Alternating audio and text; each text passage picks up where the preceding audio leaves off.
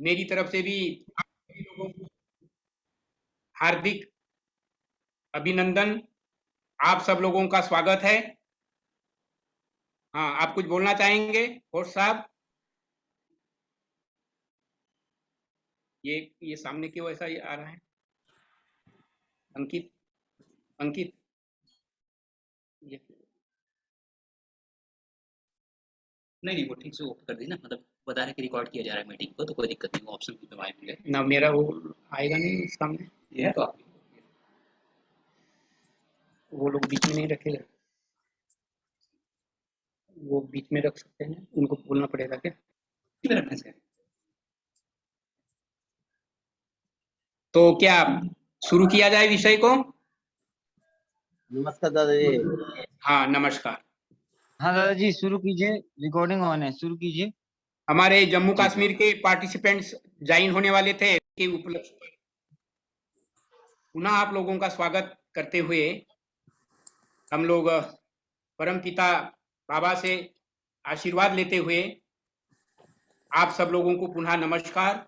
और ये जो विषय रखा गया है, साइंस ऑफ योगा मेडिटेशन, ये कोई नई बात तो नहीं है, लेकिन हमारे देश के प्राइम मिनिस्टर साहब ने लीड लेते हुए ये जो अनमोल ब्रह्म विज्ञान है, अध्यात्म विज्ञान है, वर्ल्ड फ्रैटर्निटी के सामने लाया और वो प्रस्ताव पारित हो गया। और इसी के माध्यम से 17वीं जो गुरुकुल के समय की हमारी जो सिस्टम थी वो रेस्टोर हो रही है।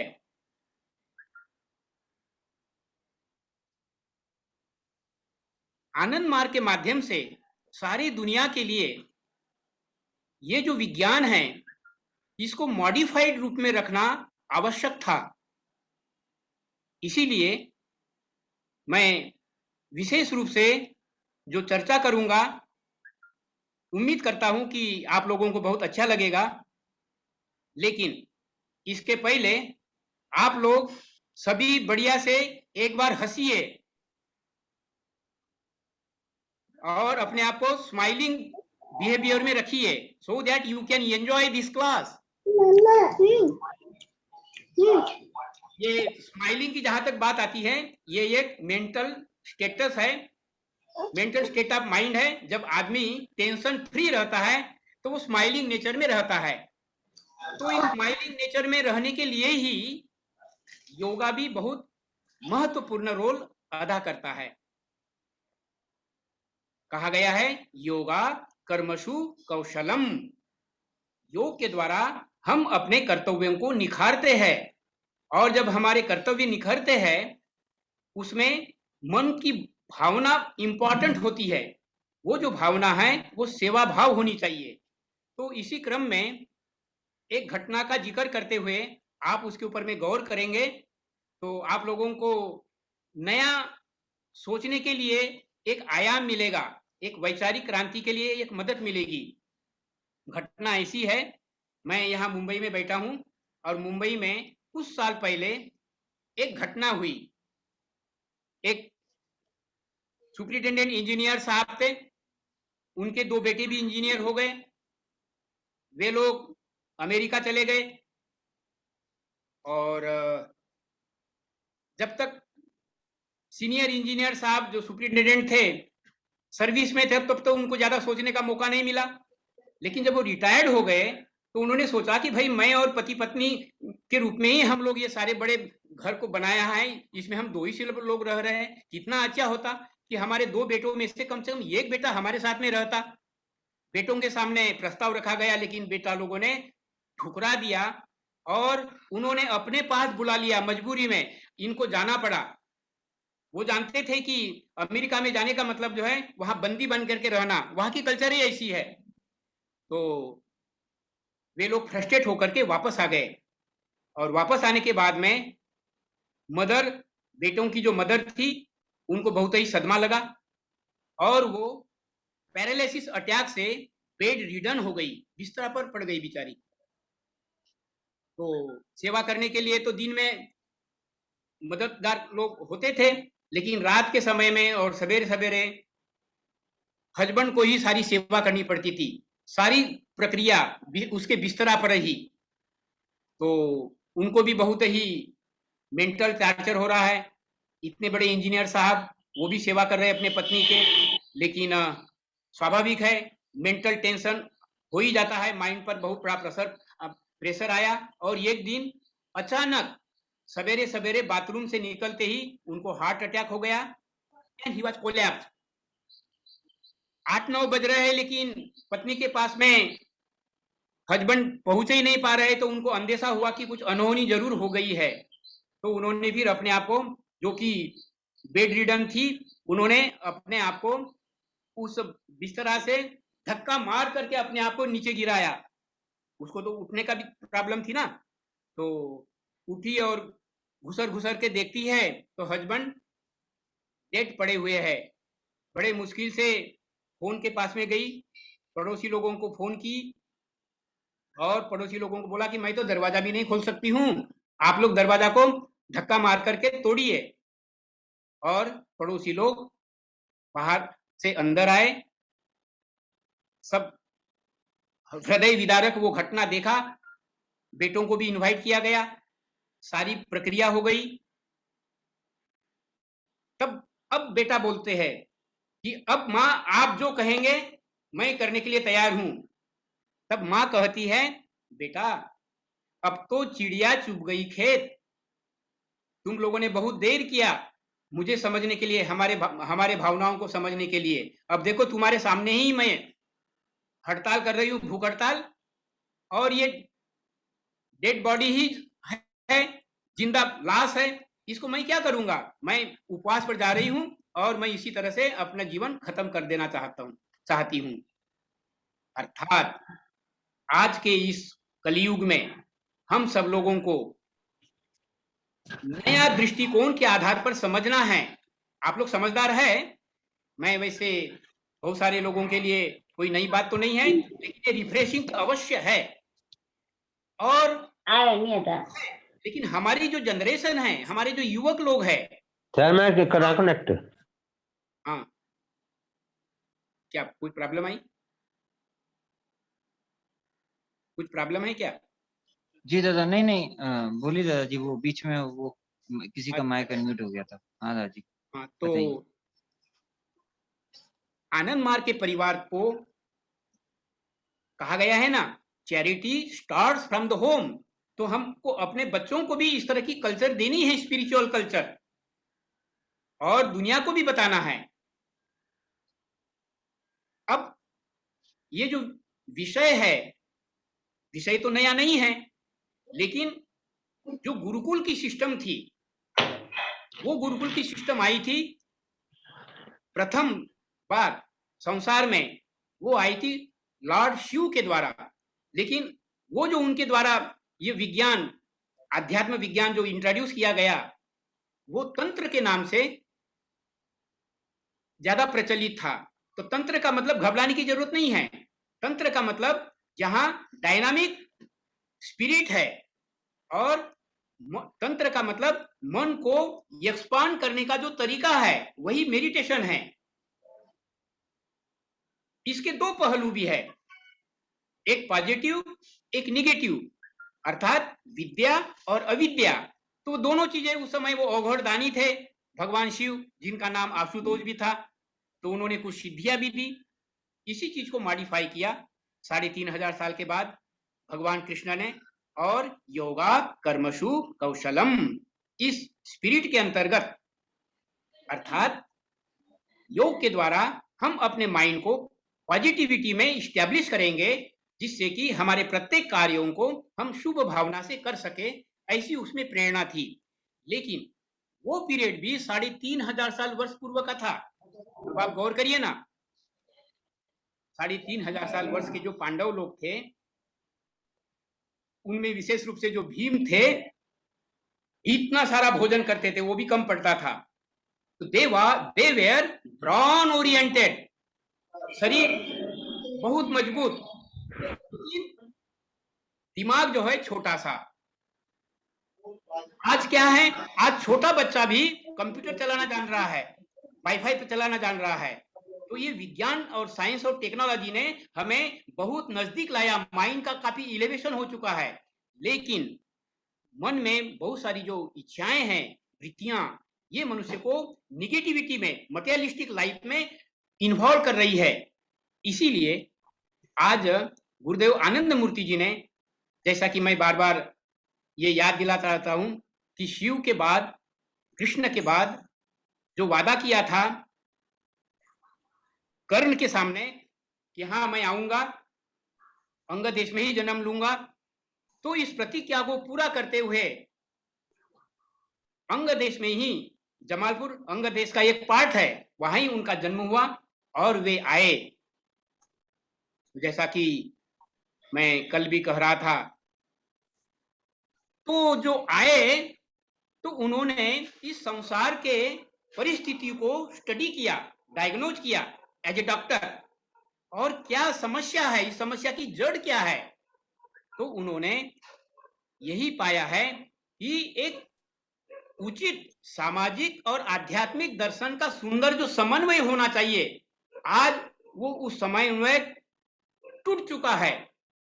इसीलिए आज अनेक अनेक क्राइम्स हो रहे हैं। क्राइम्स तो इतने हो रहे हैं जिसको आप बढ़िया से जान रहे हैं। बहुत सारे लोग सुसाइड कर रहे हैं, फ्रस्ट्रेशन है। और एक तरफ अगाध संपदा चंद हाथों में सिमट चुकी है। और जैसा कि हम सब लोग जान ही रहे हैं, इकोनॉमी का लॉ है, वो जब अगाध संपदा चंद हाथों में सिमट जाती है तो उसको विकेंद्रित करना मुश्किल हो जाता है। केंद्रित हो गई है तो उसको विकेंद्रित करने की भी आवश्यकता थी। तो विकेंद्रित करने के लिए आर्थिक प्रजातंत्र के रूप में आनंद मूर्ति जी ने, प्रभात रंजन सरकार फिलोसोफर के रूप में उन्होंने वो दर्शन दिया, प्रभुत। तो आज का विशेष ये जो चैप्टर है, ये जो विषय है, ये तो योग है। लेकिन ये योग क्या कहता है, ये जो प्रभुत सामाजिक अर्थनैतिक दर्शन है, इसका आधार आध्यात्मिकता है। आध्यात्मिकता का मतलब क्या? आज क्या हो रहा है, आज कलरफुल वर्ल्ड को लोग सलाम करता है। जिसके पास में जितनी अमीरी है उसको सलाम की जा रही है। बेशक उनको पढ़ाने वाले गुरुजी है, वो बगल में खड़े हैं, उनको उतना आदर नहीं है। अर्थात अध्यात्म का जो दर्जा था, जो उसका जो पोजीशन थी, उसका जो स्टेटस था, वो गिर चुका है। इसी को धर्म की ग्लानि कहा जाता है। ऐसे ही परिस्थिति में लॉर्ड आनंद मूर्ति जी आए और उन्होंने ये बताया, अरे भाई, ये जो कलरफुल वर्ल्ड है, इस कलरफुल वर्ल्ड में ये जो मेरा शरीर है, ये शरीर तो ये कवर है। इस शरीर को तो अदृश्य शक्ति माइंड के रूप में वो कंट्रोल करती है। लेकिन बायोलॉजिकल प्रोसेस के अंतर्गत, क्योंकि बायोलॉजिकल फंक्शनिंग होती है, उसमें हार्मोनल सिक्रेशन होता है। तो हार्मोनल सिक्रेशन गलत सलत रहन सहन के कारण, यम नियम का पालन नहीं करने के कारण, गलत भोजन करने के कारण, ये जो हार्मोनल सिक्रेशन है जब गलत हो जाता है तो शरीर का जो मेन पार्ट है, बैकबोन, रीढ़ की हड्डी, ये इस रीढ़ के हड्डी के अंदर चक्र है। वो चक्र ही पंचमहाभूत का ये जो शरीर है उसको वो नियंत्रित करते हैं। तो पंचमहाभूत का ये जो शरीर, पंचमहाभूत पृथ्वी तत्व जिसका कंट्रोलर मूलाधार है, स्वादिष्ठान चक्र जिसका कंट्रोलर स्वादिष्ठान है, अग्नि तत्व मणिपुर कंट्रोलर है, नाभि स्थान, अनाहत वायु का कंट्रोलर, विशुद्ध ये आकाश का कंट्रोलर। तो ये जो कंट्रोलिंग पॉइंट्स है, इसी के इर्द गिर्द हार्मोनल सिक्रेशन जब होता है, रसक्षरण, तो उस क्रम में इच्छाओं का जन्म होता है। तो यहाँ जो इच्छा होती है, that is there are two desire, परा अपरा। तो जो अपरा है वही आत्मज्ञान को प्रेरित करता है, वही हमें ये बतलाता है, अरे मानव, सुंदर कंचन काया पाकर माया में भरमाएगा, अरे छाया से क्या प्यास बुझेगी, रो रो जन्म गवाएगा। जैसे कि मैं उदाहरण से थोड़ा सरल भी बना दिया पहले ही, वो इंजीनियर साहब का उदाहरण देकर। मनुष्य आज इतना भ्रमित हो गया है, इस माया जाल में इतना बंधन में आ गया है। इसी को आज का ये जो योगा डे है, मदद करने के लिए बहुत ही शुभ, बहुत ही ये शुभ अवसर है कि दुनिया को हम लोग बतलावे कि योग का मतलब भी मात्र कुछ आसन कर लेना नहीं है, मात्र कुछ प्राणायाम कर लेना नहीं है।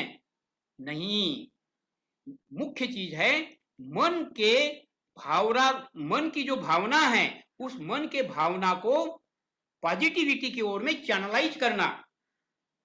अब ये पॉजिटिविटी की ओर चैनलाइज कैसे होगा? एक उदाहरण मुझको और याद आ रहा है थोड़ा सरल बनाने के लिए। देखिए, गौर करिए, आप लोगों ने अवश्य सुना होगा, लेकिन इसकी स्पिरिट बहुत ही सूक्ष्म रूप में है। एक कैदी था,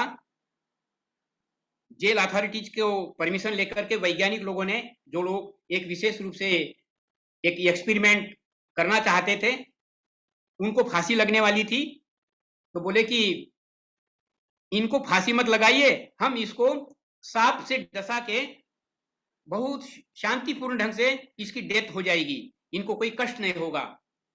तो उस कैदी को लिया गया विथ परमिशन, और उसको एक कोबरा सांप, जहरीला सांप दिखाया गया। बोले कि आपको हम इस सांप से डसा देंगे और आप बहुत शांतिपूर्ण ढंग से इस शरीर को छोड़ देंगे। यही उनको बोल करके उस सांप को दिखला दिया अच्छा से, और उनके आंखों में पट्टी बांध दिया, और सांप से नहीं डसाया, मात्र 2 सुई चुबाया उनके शरीर में, और थोड़े देर में वो व्यक्ति मात्र 2 सुई चुबाने से उनकी डेथ हो गई। उसके बाद में उन्होंने एक्सपेरिमेंट को कंफर्म करने के लिए उनका जब पोस्टमार्टम किया, उस पोस्टमार्टम में क्या आया कि वो सर्प का जो पॉइजन है, जहर है, उनके बॉडी में लोकेट हुआ। पता लगाया गया कि उसमें जहर आ गया है। क्यों आया? क्योंकि ये मन का स्वभाव है। यादृश्य भावना यस्य सिद्धिर भवति तादृश्य, अर्थात मन जो सोचता है वैसा ही मन बनता है, जिसको देखता है वैसा ही बनता है। और सृष्टि चक्र के अंतर्गत हमने ये सरल बनाने की कोशिश की। ये माइंड है क्या? माइंड के 3 पार्ट्स के बारे में जानकारी दी थी।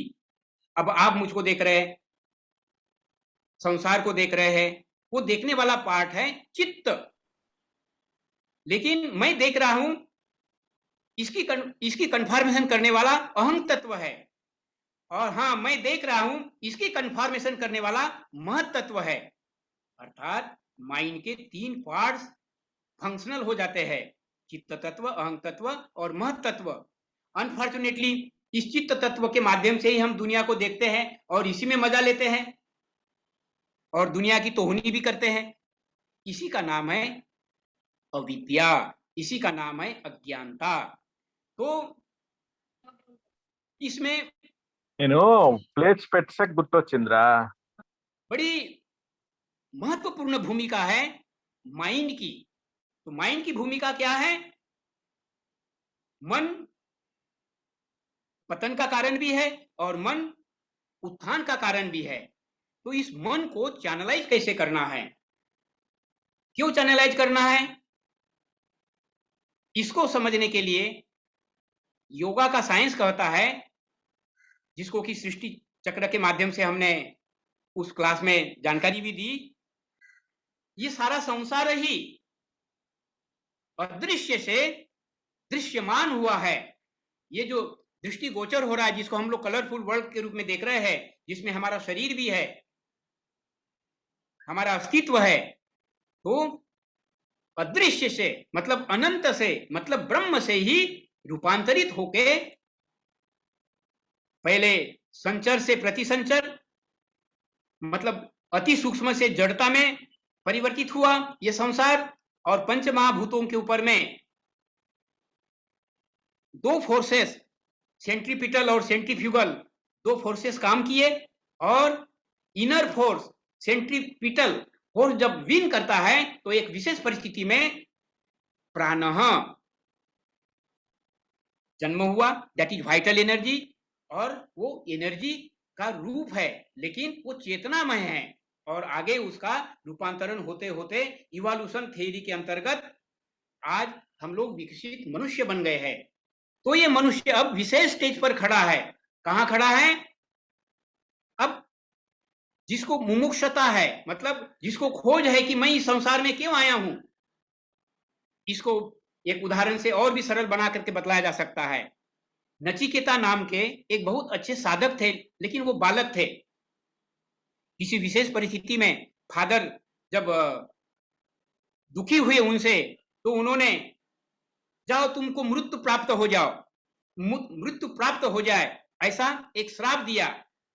तो उन्होंने उसको शुभ भावना में लिया, तो बोले मैं स्वीकार करता हूं और मैं यमराज के पास में जाऊंगा, ये मृत्यु क्या है मैं इसका खोज करूंगा। और वो गया यमराज के पास में, और यमराज के पास में जाकर पूछता है कि मुझे आपसे कुछ रहस्यमय संसार के बारे में जानना है, इस संसार की उत्पत्ति कैसी हुई, मनुष्य के जीवन का उद्देश्य क्या है, ये मृत्यु क्या है, ये जीवन क्या है। तो छोटे से बालक को यमराज मार्गदर्शन करते हैं। वो मार्गदर्शन नहीं, अध्यात्म ज्ञान है। वो बतलाते हैं ये मनुष्य का जो मन है ये पॉजिटिविटी की ओर भी ले जाता है, निगेटिविटी की ओर भी ले जाता है, इसीलिए इसको पेनिट्रेट करना आवश्यक है, केंद्रित करना जरूरी है। कैसे केंद्रित करना जरूरी है? जैसा कि महाभारत के अर्जुन को विशेष धनुर्धर के रूप में, सर्वश्रेष्ठ धनुर्धर के रूप में ख्याति प्राप्त थी, तो वो उनके जो गुरुदेव है द्रोणाचार्य, उन्होंने वो शिक्षा दी। उनके जो पुत्र थे अश्वत्थामा, वो बहुत ही ईर्ष्यालु हो गए, बोले मैं आपका बेटा हूं और आप प्रेम करते हैं अर्जुन को, ऐसी क्या विशेषता है? तो बोले चलो मैं दिखलाता हूं उसकी विशेषता को। तो परीक्षा लेने के लिए बहुत सारे पांडव और कौरव इकट्ठे हुए। एक पेड़ पर एक पक्षी को बांधा गया और उस पक्षी के आंख को भेदना है, ऐसा उन लोगों के सामने प्रस्ताव रखा गया। तो भीम आए, युधिष्ठिर भी आए, कौरव लोगों के दुर्योधन भी आए, और भी भाई लोग आए। उसके बाद में उनके पुत्र भी आ गए, अश्वत्थामा। सब लोग कहते हैं कि गुरुदेव मैं आपके चरण देख रहा हूं, पक्षी को भी देख रहा हूं, पत्ते भी देख रहा हूं, उनका आग भी देख रहा हूं। तो दुखी होकर के सब लोगों को उन्होंने हटाया और अर्जुन को बुलाया। अर्जुन संधान साधो। तब पूछते हैं क्या देख रहे हो? गुरुदेव मैं तो उस पक्षी की एक आंख ही देख रहा हूं। तो इसका नाम है पेनिट्रेशन। माइंड को शार्पन करने के लिए हमारे योग साधना में वो पद्धति है। तो वो पद्धति का नाम है अष्टांग योग साधना। अष्टांग योग साधना, उसमें यम नियम, आसन, प्रत्याहार, प्राणायाम, धारणा, ध्यान और समाधि, इस तरह से 8 लेसन्स है। तो इसकी शुरुआत होती है, और ये हमारे उडबी जो सद्विप्र लोग है, आप लोगों को सद्विप्र बनाने का दायित्व दिया गया है।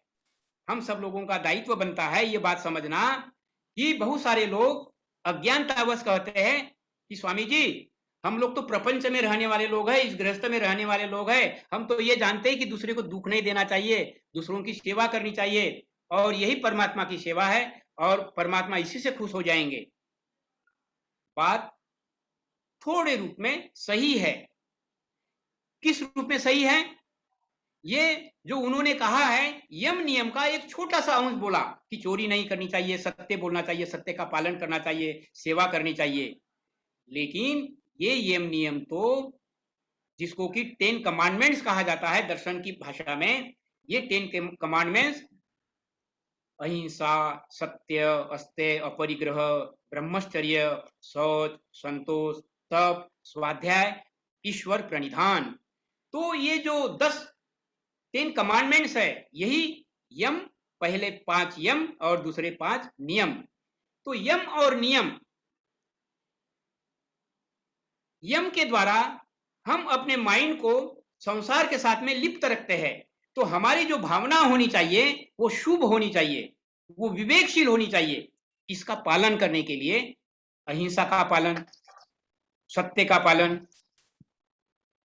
असत्य का पालन कैसे करना है, ब्रह्मचर्य का पालन कैसे करना है, इस तरह से यम और उसके बाद में नियम। तो नियम क्या है? बाहरी चीजों को, मतलब ये जो शरीर है, इसको शुद्ध करते हुए हमारी मन की भावना को पवित्र बनाना, फिजिको साइकिक। तो पवित्रता आती है शौच, संतोष, तप, स्वाध्याय, ईश्वर प्रणिधान। अब जैसा शौच है, तो शौच माने शुद्ध रहना, लेकिन शुद्ध रहना शारीरिक हो गया। इसके साथ में सबसे इंपॉर्टेंट फैक्टर है अपने मन को शुद्ध रखना, पॉजिटिव सोचना, दूसरों के बारे में ईर्ष भावना नहीं लेना, दूसरों की बदले की भावना नहीं लेना, दूसरों की सेवा की भावना लेना। तो वो शौच क्रिया के अंतर्गत मानसिक शुद्धता है। तो यम और नियम, हर एक बिंदु को पास एक्सप्लेन करने में थोड़ा टाइम लगेगा। आप लोग पुराने भी लोग हैं, मैं सारा चीज नहीं एक्सप्लेन करते हुए, यम का महत्वपूर्ण पार्ट है ब्रह्मचर्य। अब लोग कहते हैं कि भाई परमात्मा का, अगर परमात्मा को रियलाइज करना है तो ब्रह्मचर्य का जीवन पालन करना पड़ता है, ये हमारे गृह लोगों से नहीं हो सकता है। इसी चीज को वेदों में भी कहा गया है, इसी चीज को बाबा आनंद मूर्ति जी ने सरल बना करके कहा, अरे ब्रह्मचर्य का शाब्दिक अर्थ तो समझो, ब्रह्मे विचरणं ब्रह्मचर्यम। हर संसार की जो वस्तु है, मेरे परमात्मा ने ही इसको बनाया है, यही भाव तो ब्रह्मचर्य का पालन करना है। मैं मराठी कल्चर में पला, तो उसमें जो ऋषि मुनि, उस समय के मराठी ऋषि मुनि लोग थे, संत लोग थे, उन्होंने प्रेरणा दिया, अरे भाई भोजन के पहले परमात्मा का नाम लेकर भोजन करो। तो वो लोग प्रेरित करते थे। विशेष रूप से जब एक सामूहिक भोजन होता था तो अनेक अनेक श्लोक बोला जाता था। उसमें से मुझे भी एक श्लोक याद है, वदनी कवड घेता नाम घ्या श्री हरीचे, सहज हवन होते नाम घेता पुकाचे, जीवन करी जीवित्वा अन्न हे पूर्ण ब्रह्म, उदर भरन नोहे जानिजे यज्ञ कर्म। इसका अर्थ बहुत सरल है, मैं बहुत जगह पर इसका रेफरेंस भी दिया हूं। इसका मतलब यही है कि ये जो भूख लगी है मुझे, ये भूख नहीं है, ये ब्रह्माग्नि है। इस ब्रह्माग्नि को शांत करने के लिए जो हम लोग भोजन लेते हैं, वो भोजन के रूप में आहुति है, और भावना लेनी है कि ये मैं ब्रह्म भाव से भोजन कर रहा हूं। तो इतना आज पेशेंस नहीं रहा है, इसलिए मैं कह रहा था कि इस योगा साइंस को मॉडिफाई करना आवश्यक था। तो गुरुदेव आनंद मूर्ति जी ने सेकंड लेसन देकर ये बतलाने की, समझाने की सरलता की है कि मात्र भोजन के पहले ही क्यों, प्रत्येक कार्य ही ब्रह्म कार्य है। तो प्रत्येक कार्यों के बिगिनिंग में हम जो ब्रह्म भाव लेंगे, उसके लिए उन्होंने मधु विद्या दिया, जो गीता में भगवान कृष्ण ने सिखाया था। तो ये लेसन पर्सनल सीखने का है। जो नए लोग जुड़े हैं उन लोगों के लिए खुशी की बात है कि आपके लिए भी ये सीखने का सुंदर अवसर है। आप संपर्क करिएगा, अलग से इस चीज को प्रैक्टिकली सिखाया जाता है। तो मधु विद्या, ये मधु विद्या उस समय के याप्रोज के अनुसार इसको हम कैप्सूल फॉर्म में कह सकते हैं, मोस्ट मॉडिफाइड फॉर्म में। Before every work apply your second lesson and remember the परमात्मा। तो उसी तरह से ईश्वर प्रणिधान नियम का 10वां पार्ट है ईश्वर प्रणिधान। कहा गया है इसकी एक्सप्लेनेशन के माध्यम से कि परमात्मा का नाम तो 24 घंटा लेना चाहिए। तो साधारण आदमी ये सोचेगा कि भाई मैं खेत में भी जाता हूँ, बच्चों को भी पढ़ाता हूँ, डॉक्टरी भी करता हूँ, तो फिर मैं परमात्मा का नाम 24 घंटा कैसे लूंगा। इसी क्रम में एक एलिवेटेड सोल जिसको आप सब लोग जानते हैं, कबीर जी के बीच में एक व्यक्ति आए उनके पास और कहते हैं, आप कहते कि परमात्मा का नाम हमेशा लेते रहना चाहिए, 24 घंटा लेना चाहिए। तो बोले आप तो जो है ये कपड़ा का जो कुछ आप काम कर रहे हैं इसमें तो आप मन उलझ जाता है, तो आप फिर परमात्मा को नाम कैसा याद कर रख सकेंगे। तो बोलते कि चलिए घर के बाहर, और प्रसंगवत उनको ले जाते समय में देखते हैं कि एक महिला घड़ा का पानी का घड़ा सिर में रखती है और खुशी से वो गाना गाते हुए और उस घड़े को भी बैलेंस बना के रखते हुए वो बहुत ही हंसमुख चेहरे से आनंदित भावना से जा रही है। तो बोलता है देखो आगंतुक, उस महिला को देखो, वो महिला गाते हुए जा रही है, मस्ती से जा रही है, लेकिन वो घड़े का भी ध्यान रख रही है। उसी तरह से हम परमात्मा की ओर ध्यान लगा सकते हैं। तो उसका टेक्निक आनंद मार्ग के पास में मंत्र के रूप में है। तो इस दृष्टि से ये जो साधना का विज्ञान है, ये जो ब्रह्म विज्ञान है, इस ब्रह्म विज्ञान के 5 कंपोनेंट्स है। जैसे ये पंजा है, इस पंजे में 5 उंगलियों का एक अपना महत्व है, एक एक उंगली का महत्व है, सभी उंगलियों का महत्व है। उसी तरह से इस विज्ञान, इस ब्रह्म विज्ञान को सफल बनाने के लिए, इसमें पारंगत होने के लिए 5 चीजें हैं। नंबर 1 मंत्र। वो मंत्र कैसे होना चाहिए? मनना तारेत यस्तु यह स मंत्र परिकीर्तिता। मन जो है भौतिक, मानसिक और आध्यात्मिक बंधनों से मन को छुटकारा दे सके और जीव रूपी इस अनुजीव को शिव रूपी सुप्रीम कॉन्शसनेस परमात्मा के साथ में जोड़ सके, ऐसा मंत्र। उसकी क्वालिटीज क्या होगी उस मंत्र की? कि वो मंत्र श्वासात्मक होगा, breathing in breathing out, inhalation exhalation, श्वास लेंगे श्वास छोड़ेंगे, उसके साथ में वो मंत्र सेट होना चाहिए। और जब अभ्यास करते रहेंगे तो ये फिर चलते फिरते भी स्वाभाविक हो जाएगा। Practice makes a man perfect, तो वो श्वास पर आता जाएगा। जो चिंतन करते वही तो माइंड में आता है, जैसा सांप का उदाहरण दिया था। तो ये क्वालिटी हो गई मंत्र की। दूसरी क्वालिटी क्या है मंत्र की? उसमें छंद होना चाहिए, वाइब्रेशन होना चाहिए, क्योंकि जब मधुर वे में गीत गाया जाता है तो माइंड आकर्षित हो जाता है।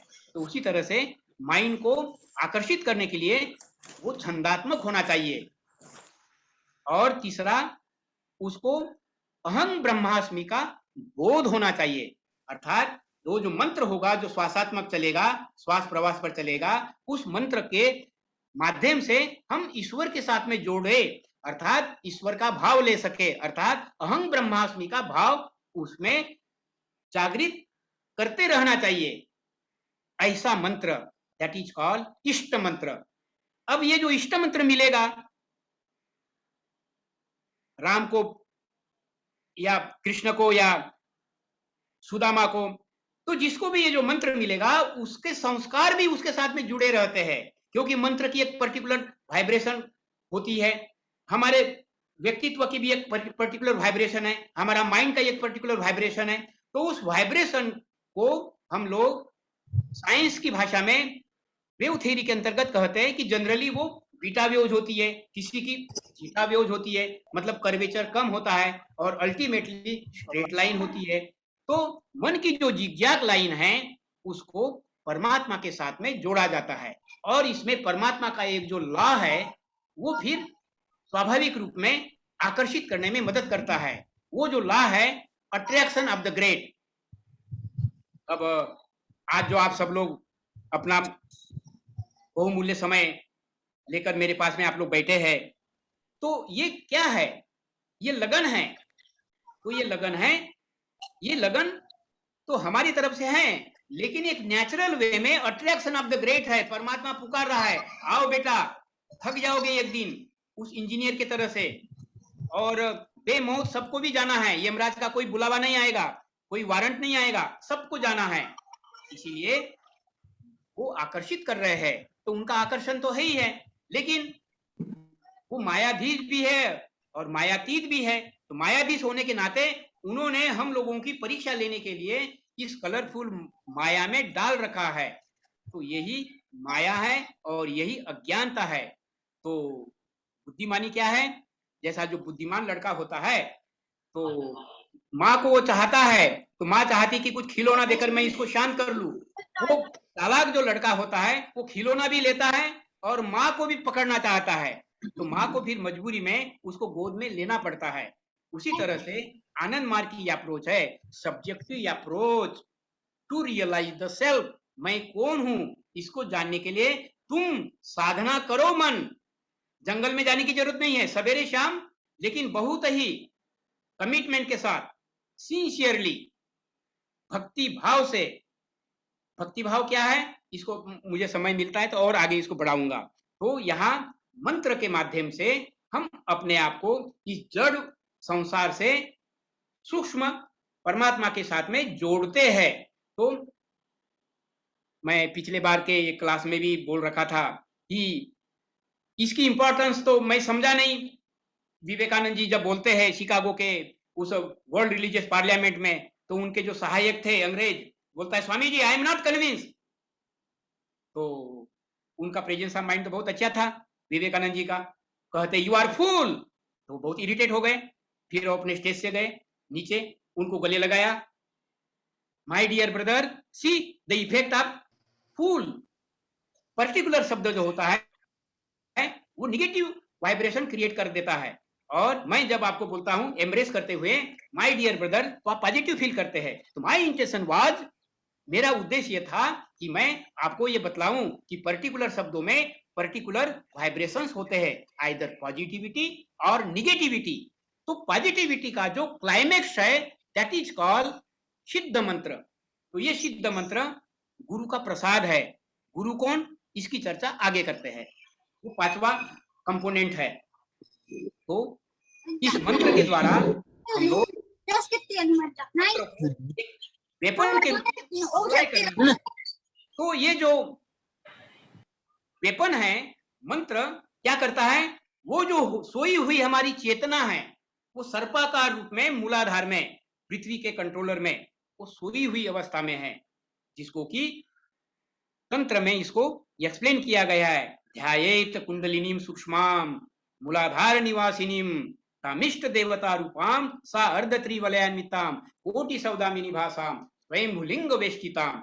वो परमात्मा का अंश हमारे भीतर छिपा हुआ है त्रिवलय के साथ में, जन्म का वलय, मृत्यु का वलय, संस्कार का वलय और जन्म और मृत्यु के बीच की जो भावना है, ऐसे 3.5 वलय के साथ, मतलब 3 लेयर्स के साथ, और आधा, 3 और आधा लेयर के साथ में वो सोई हुई अवस्था में है, सर्पाकार। उसी को वो मंत्र के द्वारा एक्सप्लेन किया गया है। उठो कुंडलिनी। जी, क्या मैं बीच में कुछ पूछ सकता हूँ आपसे? माफ करना, आप लिख के रख लीजिएगा।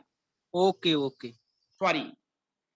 तो बतला रहे थे कि ये जो मंत्र है ये परमात्मा की ग्रेस है, परमात्मा का विशेष तोहफा है जीव को शिव में रूपांतरित करने का। तो ये हुआ पहला पॉइंट। उसके बाद कहा गया है मंत्र। सेकंड पॉइंट जंत्र। ये जंत्र क्या है? तंत्र की भाषा में जंत्र, चक्रों को ही जंत्र कहा गया है। अब माइंड को केंद्रित कहां करना है? अब जैसी ये वस्तु है, फिजिक्स के लैंग्वेज में, फिजिक्स का जो विषय होता है उसमें इसको स्ट्रक्चर कहा जाता है। और ये स्ट्रक्चर का एक केंद्र बिंदु भी होता है। अगर इस केंद्र बिंदु को मैं पकड़ लिया तो ये बैलेंस हो जाता है एक छोटे से उंगली पर ही। तो ये एक न्यूक्लियस पकड़ने की जरूरत होती है। तो हड़बड़ी में मैं अभी बैलेंस नहीं कर पा रहा हूं, लेकिन आपको आइडिया तो मिल रही है। तो उसी तरह से ये जो बॉडी एक स्ट्रक्चर है, इसमें भी अनेक अनेक पॉइंट्स है, उसी को चक्र कहा जाता है। तो कौन सा चक्र सुटेबल होगा, वो जो आचार्य गण होते हैं, तो गुरुदेव आनंद मूर्ति जी ने शरीर छोड़ने के पहले मेरे जैसे और बहुत सारे त्यागी तपस्वी लोगों को ट्रेनिंग दिया और वो पद्धति उन्होंने गाइड किया कि किस तरह से चक्र को लोकेट करोगे, कौन से मंत्र को लोकेट करोगे, उसका फार्मूला होता है।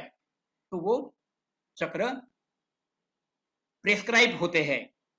और चक्रों के बारे में जानकारी देने के क्रम में ये तो हुआ उसका एक पर्टिकुलर इष्ट चक्र जो उसको आचार्य के रूप में वो प्रेस्क्राइब करेंगे जब साधना सीखने वाले लोग होते हैं। तो लेकिन इस चक्रों के इर्द गिर्द में बहुत सारी इच्छाएं भी होती है। कल के क्लास में भी मैं ये बात बोल रहा था। तो एक उदाहरण के लिए जैसा ये अनाहत चक्र है, इसमें 12 वृत्तियां हैं। आशा, चिंता, चेष्टा, ममता, दंभ, विवेक, विकलता, अहंकार, लोलता, कपटता, वितर्क, अनुता। यहां 2 वृत्तियां हैं, परा और अपरा। तो परा छोड़कर अपरा भी, और ये सारी 49 डिजायर सब प्री ऑक्युपाइड हो जाती है इस कलरफुल वर्ल्ड में। तो इसको चैनलाइज करने के लिए अब मैं सिर्फ यम नियम का पालन बतलाया था। अब इसको ये 5 कंपोनेंट्स है, उसके आधार पर मैं आगे ले जा रहा हूं। तो ये साइंस बहुत बड़ा वास्ट है। मैं कोशिश करता हूं जस्टिफाई करने के लिए थोड़े शब्दों में सारगर्भित। ये चावनाल ते लीजिए याद देखो का पे। तो बोल रहा था मैं, चक्र, अब ये मंत्र है और चक्र है, और चक्र के भीतर मूलाधार में वो कुंडलिनी शक्ति छिपी हुई है, सोई हुई अवस्था में है। उसी को बोला जाता है मूलीभूता, मतलब इन डॉर्मेंट स्टेज, सुसुप्त अवस्था में वो सोई है, इसलिए दिखाई नहीं देती है और लोग उसको बाहर खोजते हैं। तो उस कुंडलिनी को जागृत कराना अर्थात जीव भाव को शिव भाव में उठाना, ये हमारा टारगेट है। जैसे कि अर्जुन को टारगेट दिया गया था कि तुमको भेदन करना है उस आग को, तो हमारा टारगेट है how to awaken that kundalini. तो कुंडलिनी, मंत्र, जंत्र, तो 3 चीजों के माध्यम से हम लोग ये समझ में आया है कि इसमें एक पर्टिकुलर प्रक्रिया है। उस पर्टिकुलर प्रक्रिया का नाम है दीक्षा। हम लोग दीक्षा शब्द थोड़ा सा कंजूसी से यूज करने की कोशिश करते हैं, क्योंकि लोगों को बड़ा भ्रम है, अरे बाप रे हमको दीक्षा लेना पड़ेगा। अरे भाई, दीक्षा का मतलब बहुत सरल है। मैं इस ब्रह्म विज्ञान से चूंकि जानकार नहीं हूं, तो मुझे जानकारी दे, ऐसा निवेदन है। और आचार्य लोग कोई फीस नहीं लेते हुए इस पद्धति को, इस टेक्निक को इनिशिएशन के रूप में, मतलब शिक्षा के रूप में वो दान दिया जाता है, मतलब सिखाया जाता है, और इसकी कोई दक्षिणा नहीं ली जाती है। उसका नाम है दीक्षा। लेकिन तंत्र का नाम तो दीक्षा ही है। दीक्ष, दी माने दीपक जलाना, क्ष माने क्षय करना, अंधकार का क्षय करना दीपक जलाकर, अर्थात कुंडलिनी शक्ति को जागृत करते हुए हर एक चक्र से उसको अवेकन करना है। तो हर एक चक्र से जब जागृत होगी तो हर एक इच्छाओं को भी वो काबू करेगी, और इच्छा मुक्त होते हुए एक समय ऐसा आता है कि जीव शिव में मिलता है। लेकिन ये बोलने के लिए आसान है, अभ्यास के लिए थोड़ी अभ्यास की जरूरत है। जैसा कि हम लोग बार बार उदाहरण देने कर सरल बनाने के लिए कहते हैं, अरे भाई बड़े हंडे का दूध को ही अगर दही बनाना चाहते हो तो उसकी एक पर्टिकुलर प्रक्रिया है, उस प्रक्रिया को नहीं पालन करेंगे तो दही नहीं मिलता है। थोड़ा उसका जोरन भी काम के लायक डालना पड़ता है विशेष पर्टिकुलर टेम्परेचर में, तो उसका भी एक विज्ञान है। तो ये साधना पद्धति एक ब्रह्म विज्ञान है। तो ये एक ब्रह्म विज्ञान है, इसलिए इस टॉपिक का नाम रखा गया है साइंस ऑफ योगा मेडिटेशन। ये साइंस है जो हम शेयर कर रहे हैं आपके साथ में, और आपके लिए हम ड्यूटी भी दे रहे हैं विथ फोल्डेड हैंड। दुनिया को पता ही नहीं है, और दुनिया को पता नहीं होने की वजह से लोग जो है इस सूक्ष्म श्लोक को नहीं समझ पा रहे हैं। वो सूक्ष्म श्लोक क्या है? उत्तम ब्रह्मो सद्भावो, मध्यमा ध्यान धारणा, जपस्तुति शारधमा, मूर्ति पूजा अधमाधमा। मैं ज्यादा विश्लेषण नहीं करूंगा। सबसे बढ़िया अप्रोच क्या है? मन से भाव लो, ब्रह्म भाव जिसको बोलते हैं, वही उत्कृष्ट है। साधारण वे में थोड़ा वो माला वाला जपते हैं लोग, वो कुछ हद तक something is better than nothing.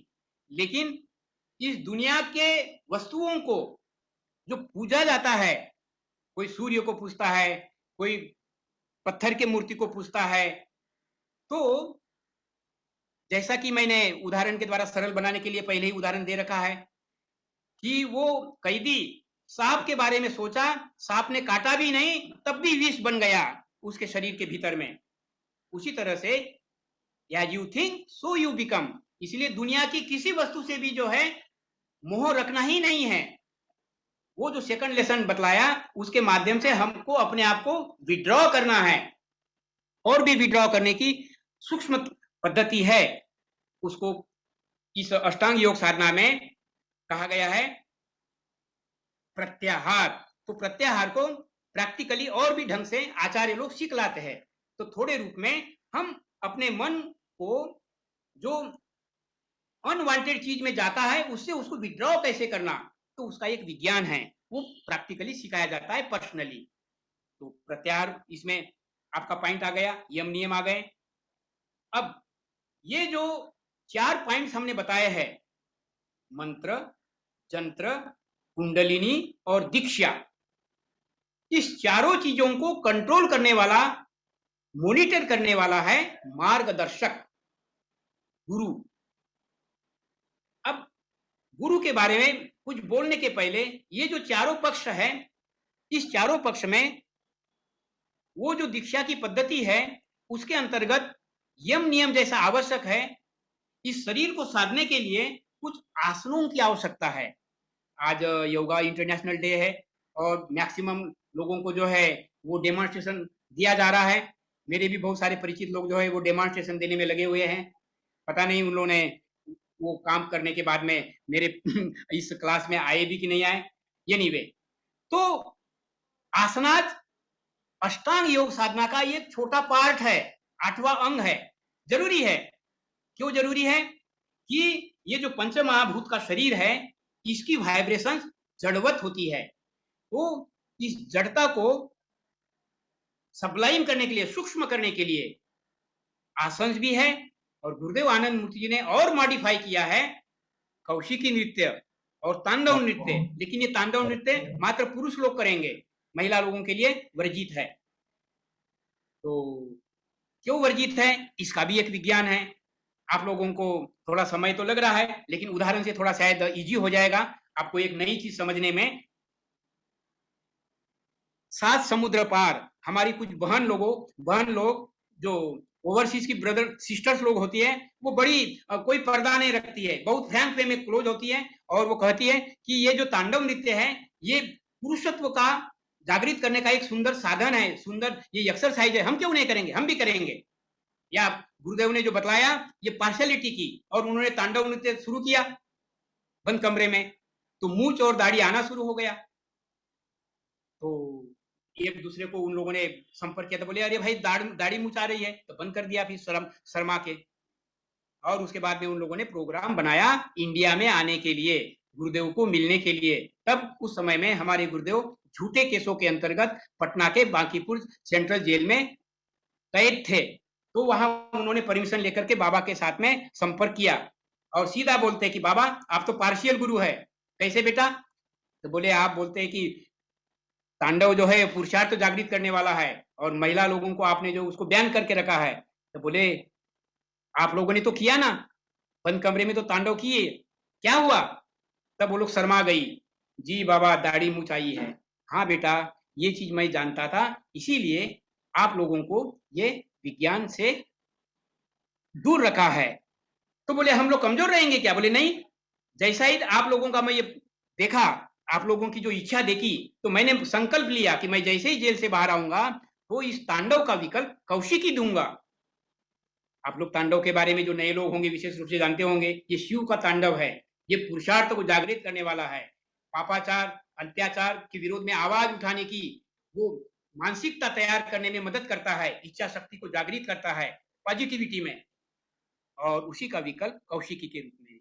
और कुछ आसनाज है। तो जो नए लोग हैं, आप हमसे तो जुड़ चुके हैं और आप हमें याद दिलाइए। हम लोगों ने कुछ वीडियो तैयार कर रखे हैं एक्सरसाइज के, वो रेडीमेड आप लोगों को आसनाज के वीडियो शेयर किए जाएंगे। तो आसन भी आवश्यक है। इस दृष्टि से ये शरीर जड़वत है। जड़वत क्यों है कि जो अति सूक्ष्म सत्ता है, वो अति सूक्ष्म सत्ता ही प्रकृति के माध्यम से, प्रकृति का जो तामसिक गुण है, तमोगुण, उसके द्वारा इस संसार को ही बांधा। और ये संसार पंचमहाभूत का है और पंचमहाभूत का ये शरीर भी है, तो इसलिए जड़वत है। तो इसको सूक्ष्मता की ओर ले चलने के लिए आसनों के द्वारा सप्लाइम किया जाता है, माने सूक्ष्मतम की ओर ले जाया जाता है, उसे चैनलाइज किया जाता है। वैसा ही चैनलाइजेशन, जैसे कि एक कोई तालाब का जो पानी है, अगर उसके बांध के माध्यम से रास्ता नहीं देंगे, एक कैनाल नहीं बनाएंगे, एक नहर नहीं बनाएंगे, तो बाढ़ आएगी और वो पूरा जो बांध है वो टूट जाएगा, और बगल में अगर गांव है, खेत बाड़ी है, तो उसको नुकसान पहुंचा देता है बाढ़ आने के कारण। इसलिए उसको चैनलाइज करने का आज इस चैनलाइजेशन की बहुत आवश्यकता थी। और इसके अभाव में आज का युवक, मुझे शब्द भी इस्तेमाल करने के लिए यहां संकोच हो रहा है, आज का युवक वो टीचिंग डॉक्टर जंग और डॉक्टर फ्राइड की, लाइफ इज टू एंजॉय, उन्होंने इस दुनिया में उलझा दिया। This world is to enjoy, eating, being and be merry. आप लोग समझ रहे हैं कि किस तरह से पतन हो गया है आज के युवक लोगों का। आज लोगों, विशेष रूप से स्टूडेंट लोग भी जो है उसी गड्ढे में कूद रहे हैं, गिर रहे हैं। तो इससे उनको लिफ्ट करने का ये विज्ञान, ब्रह्म विज्ञान, ये ब्रह्म विज्ञान नया तो नहीं है, लेकिन हमें आज की इस परिस्थिति में बोलना पड़ रहा है। शिक्षा में इसका पाठ अगर है भी तो नाम के लिए है। इसीलिए हम लोगों ने वैचारिक क्रांति के अंतर्गत स्लोगन दिया है, अध्यात्म के बिना शिक्षा अधूरी। ये अध्यात्म के बिना माइंड जो होगा वो मटेरियलिस्टिक होगा, और materialistic mind all this 49 desires will drag इस कलरफुल वर्ल्ड में, और वो जो परा ज्ञान है वो कमजोर पड़ जाती है, और वातावरण भी आज का नहीं है। इसीलिए आनंद मार्ग के गुरुदेव आए, उन्होंने आनंद मार्ग की स्थापना की, और इसमें कोई भेदभाव नहीं रखते हुए सारी मानवता के लिए वसुदैव कुटुंबकम, इस पवित्र भावना के साथ हिंदू, मुस्लिम, सिख, ईसाई सब लोगों के लिए ये साइंस दिया गया है। और ये जब योगा इंटरनेशनल डे जब इंट्रोड्यूस हुआ, पहले तो लोगों ने बड़ा आगे पीछे किया, लेकिन जो पढ़े लिखे उस कम्युनिटी के भी लोग थे, क्रिश्चियन हो चाहे मुसलमान हो, उन लोगों ने ये स्टडी किया, बोले नहीं नहीं नहीं, ये तो बड़ी काम की चीज है, यही तो असली विद्या है, यही परा ज्ञान है, यही आत्मज्ञान का रास्ता है। क्योंकि नचिकेता को उस यमराज ने इसी रूप में जानकारी दिया, और ये जानकारी अब आगे बढ़ रही है। तो यम नियम, आसन, प्रत्याहार, 3 चीजें हो गई। प्राणायाम, आज के इस योगा डे के अवसर पर बहुत सारे लोग प्राणायाम खींचते हैं, बहुत सारे गुरु लोग जो है, नाम लेना उचित नहीं होगा, खिंचाते हैं, लेना छोड़ना, परंतु इस खिंचाव के साथ में मन सक्रिय हो जाता है। तो मन को दिशा नहीं देने से, मन का स्वभाव है, मैं पिछले क्लास में बोल रखा है, सृष्टि चक्र के अंतर्गत इस मन की 3 क्वालिटीज है। वो विषय के बिना नहीं रह सकता है, तो दुनिया का विषय तो जड़ का विषय हो गया, किसी न किसी जड़ता में ही वो आ जाएगा, और जो सोचेगा वही बनेगा, और वो स्थिर नहीं रह सकता है, अगर वो पॉजिटिविटी का विषय नहीं लेगा तो निगेटिविटी का विषय ले लेगा। इसीलिए प्राणायाम में भी जो है आनंद मार्ग साधना के अंतर्गत उसके खान पान रहन सहन के माध्यम से यम नियम में जब वो डिसिप्लिन हो जाता है, एक सिस्टम में आ जाता है, तब फिर प्राणायाम सिखाया जाता है, क्योंकि ये भावना को प्रभावित करता है। तो इस भावना के साथ में इस प्राणायाम के अंतर्गत मंत्र को जोड़ा जाता है, और वो जो मंत्र होगा वो ईश्वर के साथ में जोड़ता है, अर्थात जीव मंत्र के द्वारा शिव के साथ में प्राणायाम के प्रोसेस के अंतर्गत में वो वहां संबंध जोड़ता है जीव शिव के साथ में। तो वो प्रक्रिया एक विशेष मानसिकता की परिस्थिति पैदा होने के बाद में, सूक्ष्मता आने के बाद में प्राणायाम सिखाया जाता है। तो आप लोग गौर कर रहे हैं, नए भी लोग होंगे लेकिन बहुत विद्वान लोग बैठे हैं, मुझे जैसा कि पता है। तो ये विज्ञान जो डिजाइन किया गया है चारों चीजों को, उनके जो सूत्रधार है, उसके जो प्रेरणा के स्रोत है, वो है गुरुदेव आनंद मूर्ति जी। तो आपने देखा, अनायास से मैं उदाहरण दिया, हमारी बहन लोग 7 समुद्र पार विदेश में तांडव कर रही है बंद कमरे में, और वो महापुरुष पटना के जेल में देख रहा है अंतर्यामित्व के रूप में। तो वो अंतर्यामित्व के गुण के साथ, ओमनिशिएंट गुण के साथ में वो उपस्थित है। इतना ही नहीं, मैं पिछले क्लास में ये भी जानकारी दिया था कि आचार्य, नाम याद आता है तो मैं बोलता हूं, उनको मन में होता था कि बाबा ने बड़े जल्दी शरीर छोड़ दिया। 1990 में बाबा ने शरीर छोड़ दिया। तो वो बाबा के बहुत क्लोज में थे रामेश्वर जी, आचार्य रामेश्वर जी, वो गृह आचार्य थे और एक बहुत अच्छे गवर्नमेंट के बड़े पद पर रिटायर्ड हुए थे। तो बाबा के साथ बहुत क्लोज थे, वो जानते थे, आचार्य भी बन गए थे। तो उनको बड़ा रिक्तता महसूस होती थी कि हमारे बाबा ने बहुत जल्दी शरीर छोड़ दिया। तो बाबा को ये अच्छा नहीं लगता था। तो बाबा एक दिन विजन में भी आए, बोलते अरे रामेश्वर, ऐसा क्यों सोचता है रे कि बाबा नहीं है, बाबा नहीं है, मैं कोई शरीर हूं क्या? देखो, तुम फलानी जगह पर पार्क में बैठा था, तुमको तुम्हारे दोस्त के पास में जाना था, दोस्त ने तुमको इनवाइट किया था, लेकिन जो नंबर है तुम्हारे फोन में था, लेकिन तुम फोन भूल गया। अब तुम बुद्धू बन गया, अब जाएंगे कैसे? पार्क में आने के बाद में उनको इन्फॉर्म करना था, और वो पार्क बहुत डेंजरस थी। तो एक अचानक टैक्सी वाला आता है और वो मदद करने की भावना से बोलता है, अजी ये पार्क बड़ी खतरनाक है, आप लोगों को कहाँ जाना है बताइए, मेरे पास में टैक्सी है, मैं पहुंचा देता हूँ। तो बोलते ये एड्रेस तो पता नहीं, अरे नाम तो बताओ, नाम क्या है? उनको नाम भी पता है लेकिन वो सुनना चाहते थे। और जैसा ही नाम बताया तो बोले कि हाँ इनको तो मैं जानता हूँ, पास में ही है, चलिए मैं पहुंचा देता हूँ। और वो पहुंचा देते हैं, और जैसे ही गाड़ी से उतर जाते हैं वो टैक्सी वाला गायब हो जाता है। बोले बोलो, उस टैक्सी वाले को तुमने धन्यवाद दिया था क्या? तो रामेश्वर जी जो है बहुत ही शर्मिंदा हुए और महसूस हुआ कि नहीं, बाबा कोई शरीर नहीं है, ही इज ओमनी प्रेजेंट और ओमनी पोटेंट है।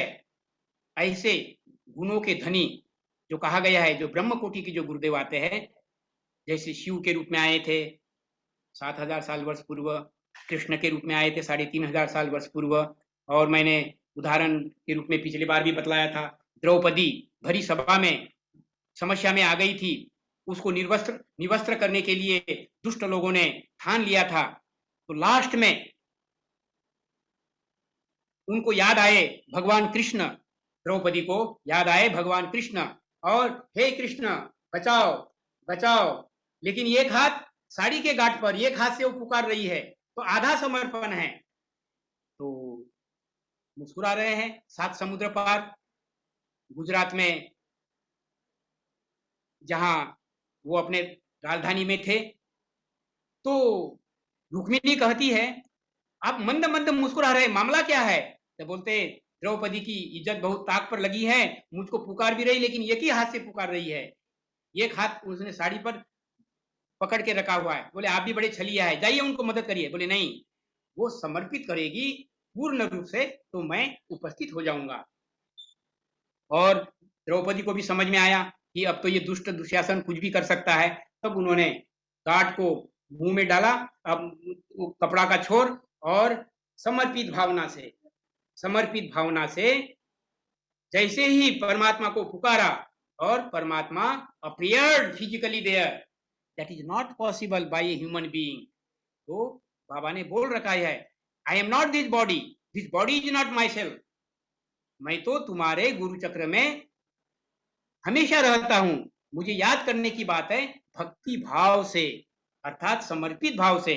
तो ये जो समर्पण की प्रक्रिया, यही जो है भक्ति का क्लाइमेक्स है, प्रेम का क्लाइमेक्स है। तो परमात्मा प्रेम के भूखे है। तो ये भी एक विज्ञान है, साधना का विज्ञान, जिसको कि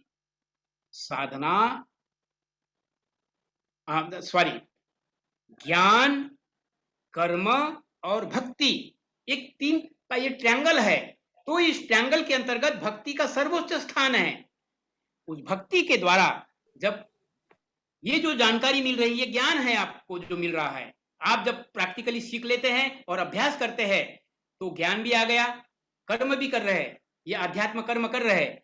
लेकिन भक्ति के अभाव में, मतलब इननेट लव, अगाध प्रेम, जैसे कि द्रौपदी को हुआ परमात्मा से कंप्लीट प्रेम की भावना में, समर्पित भावना से जब हम उनको पुकारते हैं तो वो उपस्थित हो जाते हैं। ऐसे गुरुदेव वो इस संसार में आए, और आए ही नहीं, उन्होंने, जैसा कि मैं अभी थोड़ा देर पहले बोला था, शुरुआत ही किया था, कि जब वो आए तो उन्होंने इस संसार को स्टडी किया, क्या कमी है। तो इस अध्यात्म ज्ञान की कमी है। लेकिन इस अध्यात्म ज्ञान को करेंगे कैसे? भूखे भजन होई गोपाला, निम्नतम आवश्यकता की तो पूर्ति ही नहीं है। निम्नतम आवश्यकता है भोजन, वस्त्र, आवास, चिकित्सा, शिक्षा, तो आदि आदि की व्यवस्था, ये निम्नतम आवश्यकता है, ये जीवन की मूलभूत चीजें हैं। और परमात्मा ने ये संसार को पैदा किया, वो हमारे लिए उन्होंने तोहफा के रूप में दे रखा है। लेकिन पुअर मैनेजमेंट के कारण, बल्कि मैं कहूं गलत सिद्धांतों के कारण, सेल्फ सेंटर्ड, स्वार्थ भावी पूंजीवाद के कारण आज अगाध संपदा, जैसा कि हम लोग जानते हैं, सब सिमट चुकी है। मात्र 1% लोगों के हाथों में 53 के लगभग टोटल एक्युमुलेशन केंद्रित है, अगाध संपदा, और 99% के हाथों में मात्र 48 के लगभग 48 सम पॉइंट सारी दुनिया के लोग छीना झपटी कर रहे हैं। इतनी बड़ी विषमता। तो इसीलिए जो गुरुदेव के रूप में आए, शिव के बाद, कृष्ण के बाद, आज वो आनंद मूर्ति, उनको हम लोग दार्शनिक के रूप में प्रभात रंजन सरकार जी के नाम से जानते हैं। तो उन्होंने प्रभुत नाम से ये जो दर्शन दिया है, ये विकेंद्रित अर्थव्यवस्था के द्वारा अगाध संपदाओं को निम्नतम आवश्यकताओं की पूर्ति के साथ में, और साइंस और टेक्नोलॉजी के द्वारा जब हम इसको इनहेंस करेंगे, इस विज्ञान को, इकोनॉमिक साइंस को, तो बहुत ज्यादा खटने की जरूरत भी नहीं पड़ेगी, और सारे लेबरर लोगों को अनएम्प्लॉयड करने की जरूरत भी नहीं पड़ेगी। आधा घंटा, 1 घंटा, 2 घंटा, 3 घंटा, 4 घंटा के अंतर्गत में जरूरी आवश्यक चीजें जो है निर्माण होगा, और उसके बाद में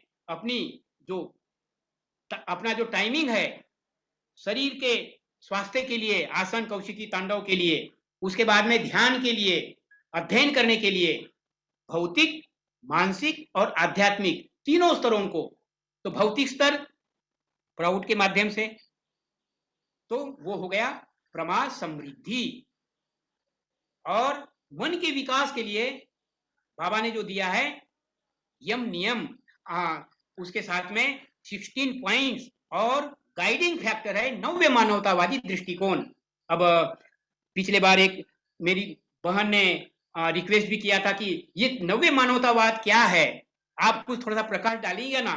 तो मुझे याद आया, तो ज्यादा तो नहीं लेकिन शॉर्टकट, नव्य मानवतावादी दृष्टिकोण है मन को जड़ता से सूक्ष्म और सूक्ष्मता से परमात्मा की ओर ले जाने के लिए 3 फेजेस है। हमको ये समझ में आया कि नहीं भाई, ये संसार तो माया जाल, साधना करना जरूरी है, चलो थोड़ा साधना भी कर लेते हैं, लेकिन मुंह में राम और बगल में छुरी से नहीं चलेगा। उसके लिए स्पिरिचुअल कल्ट के रूप में पकड़ना होगा, फिर भी ये जो मनुष्य की जो वृत्तियां हैं वो बहुत ही प्रभावित होती है, इसलिए उसको खान पान रहन सहन में निखार लाना पड़ेगा। तो स्पिरिचुअलिटी इन एसेंस मतलब पूरे नियमों के साथ में पालन करना पड़ेगा। क्यों? क्योंकि ये शरीर तो एक बायोलॉजिकल मशीन है, एक लेबोरेटरी है, और इस लेबोरेटरी में अगर परमात्मा की ज्योति को अनुभव करना चाहते हैं तो इसको तो शुद्ध करना पड़ेगा। तो खान पान रहन सहन अपने विचारों में निखार तो लाना पड़ेगा। तो इसीलिए स्पिरिचुअलिटी इन एसेंस, तो पहला पार्ट हो गया spirituality as a cult, beginning हो गई। अब उसमें निखार लाने के लिए नियमों का पालन करते हुए, और इस नव्य मानवतावाद का बहुत महत्वपूर्ण जो पार्ट है वो है स्पिरिचुअलिटी एज ए मिशन। तो अध्यात्म का ये जो खजाना है, अध्यात्म की जो विद्या है, तो भौतिक दृष्टि से भौतिक समृद्धि, मानसिक दृष्टि से मानसिक रिद्धि, और आध्यात्मिक दृष्टि से आध्यात्मिक सिद्धि। तो सिद्ध होने के लिए मतलब जीव को शिव में रूपांतरित करने के लिए ये हमारा टारगेट है, ये हमारी सिद्धि प्राप्त करना है। इसको प्राप्त करने के लिए वी हैव टू बिकम गुरुमय। उस गुरु की मैं व्याख्या कर रहा था। गुरु कौन? तो दर्शन में कहा गया है ब्रह्मैव गुरु रेखा ना परः। जो अच्छे विद्वान लोग हैं उन लोगों के लिए तो ज्यादा बतलाने की जरूरत नहीं है, मैंने उनको इशारा किया था। आइए बैठिए, ये रिफ्रेशिंग होने में मदद मिलेगी, दूसरों को बताने के लिए प्रेरणा देने में एक अनुकूल परिवेश बनेगा। लेकिन बहुत सारे नए लोग हैं, उनके लिए ये थोड़ा जानना आवश्यक है। ब्रह्मैव गुरु रेखा ना परः, इसी को सरल बनाने के लिए पिछले बार भी मैंने एक्सप्लेन किया था। भाव भावातीत सेतु कारक ब्रह्म। भावातीत निर्गुण अवस्था में संसार बना नहीं था, तो वो बनाने वाली सत्ता थी। यहाँ एक शायद छत्तीसगढ़ से एक लड़का बैठा होगा, वो बोलता है उस परमात्मा को बनाने वाला कौन है? ठीक है, उसका सवाल है, हालांकि हंसी भी आ सकती है। तो परमात्मा का दूसरा नाम है, विज्ञान की भाषा में वो इनफाइनाइट सत्ता है, इंफिनिटी है, अनंत है। मतलब वो कारण है, वही मूल आधार है, वही मूल स्तंभ है, और वही अजा है। मतलब जिसका ना आदि है ना अनंत है, वो सत्ता, उसी को संस्कृत की भाषा में ब्रह्म कहा गया है, जो स्वयं में अनंत है और उसका भाव लेने वाले को वो अनंत बना देते हैं, और वही शिव शक्त्यात्मक है। तो शिव शक्ति के रूप में एक्टिव होकर प्रकृति का जो तीसरा गुण है तमह गुण, उसके प्रभाव से ये सृष्टि का निर्माण हुआ। तो ये सृष्टि के निर्माण में ये जो तमोगुण प्रधान है ये बहुत हावी है। तो इसको बैलेंस करने के लिए प्रमा, तो वही पहली स्टेज साधना की शुरुआत, दूसरी चीज साधना में कमिटमेंट के साथ, नियमों के साथ, और तीसरी चीज साधना का जो भंडार है वो गुरु का कृपा है। कहा भी गया ना तंत्र में, मंत्र मूलम गुरु वाक्यम, गुरु के शब्दों को पालन करना ये मंत्रवत के रूप में फायदा करता है, इसलिए पालन करना चाहिए। नहीं भी समझ में आया तो भी समझने की कोशिश करिए, तर्क के आधार पर, युक्ति के आधार पर, साइंस के आधार पर, लेकिन पालन करना है, तभी फल मिलेगा आगे। तो मंत्र मूलम गुरु वाक्यम, पूजा मूलम गुरु पदं, पूजा करनी है तो गुरु चरणों की। कबीर जी भी यही कहते हैं, गुरु गोविंद दो खड़े काके लागू पाए, बोले हारी गुरु आपने जिन गोविंद दियो बताए। तो गुरु का दर्जा तो सर्वोपरि है, जो कि वो मनुष्य कोटि के थे कबीर महाराज, तब भी उनको इतनी अच्छी अनुभूति हुई। तो वही गुरु का विज्ञान के अंतर्गत क्या है? गुरु अनंत सत्ता मतलब निर्गुण सत्ता, और ये संसार बनाया सगुण सत्ता मतलब सगुण ब्रह्म, और निर्गुण ब्रह्म, भावयुक्त सगुण ब्रह्म, भावातीत निर्गुण ब्रह्म। तो निर्गुण ब्रह्म और सगुण ब्रह्म, भाव भावातीत सेतु, टेंजेंशियल पॉइंट, दोनों को जोड़ने वाली जो रेखा, वहां खड़े होकर वो आते हैं इस संसार में। और वो जब संसार में आते हैं तो वो ज्ञान देते हैं जहां से उन्होंने हमें पैदा किया, और वो ये भी बताते हैं कि तुम कहां से आए हो और तुम्हें कहां ले चलना है, ये मैं जानता हूं। तो उम्मीद करता हूं कि ये जो गुरु का एस्पेक्ट है, ये जो 5 कंपोनेंट्स है, उसमें गुरु जो है वही कंट्रोलर है, वही सूत्रधार है, वही मुख्य। तो कहा गया ना, मंत्र मूलम गुरु वाक्यम, पूजा मूलम गुरु पदम, ध्यान मूलम गुरुर्मूर्ति। तुम ध्यान करो मन, इस तन का क्या ठिकाना, तो गुरु ध्यान उसमें इस्टेब्लिश होना है। तो गुरु भी कोई मनुष्य नहीं है, वो ऊर्जा है। जैसे वो टैक्सी वाला बन करके अपने भक्तों को उन्होंने मदद किया, साड़ी सप्लाई करने के लिए भगवान कृष्ण के रूप में उपस्थित हुए, वो सत्ता, वो लिविंग एनर्जी ही गुरु है। तो बड़ी कृपा करके एक अच्छा समाज बनाने के लिए हमें सद्विप्र, सद मैंने कल भी एक्सप्लेन किया, आप सब लोगों ने भी जान रखा है, सद माने सद्गुणी, विप्र माने बुद्धिजीवी। सद्गुणी मतलब जिसमें विवेक होगा, वैराग्य होगा, जो दूसरों के साथ न्याय करेगा, उनके हाथ में इस समाज का नेतृत्व दिया जाएगा।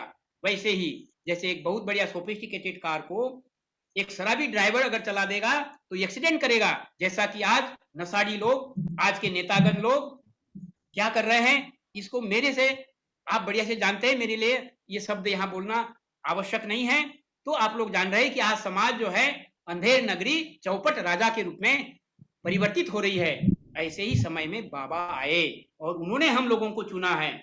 और ये जो योग साधना का विज्ञान है, आज के इस उपलक्ष्य पर मुझे एक बहुत ही बुद्धिजीवी साधक ने पॉइंट आउट किया, बोले हम लोग तो रोज ही योग करते हैं, बिल्कुल रोज योग करते हैं, लेकिन आज चूंकि दुनिया को बाबा गुरुदेव आनंद मूर्ति जी का ये जो विज्ञान है, इससे जानकारी देने के लिए आवश्यक था, ये एक अनुकूल परिवेश बना है, इसका हम लोग सदुपयोग उठा रहे हैं। आप सब लोग भी अनुभव इसका उठाइए और अपने से भी समाज की बागडोर बनाने वाला कंट्रोलर बनना है, उसी को सद्विप्र कहा गया है, और दूसरों को भी बनाना है, क्योंकि समाज इंतजार कर रहा है। जो चोर है वो भी कहता है कि यार अच्छा समय कब आएगा, अच्छा युग कब आएगा, अच्छे लोग कब आएंगे।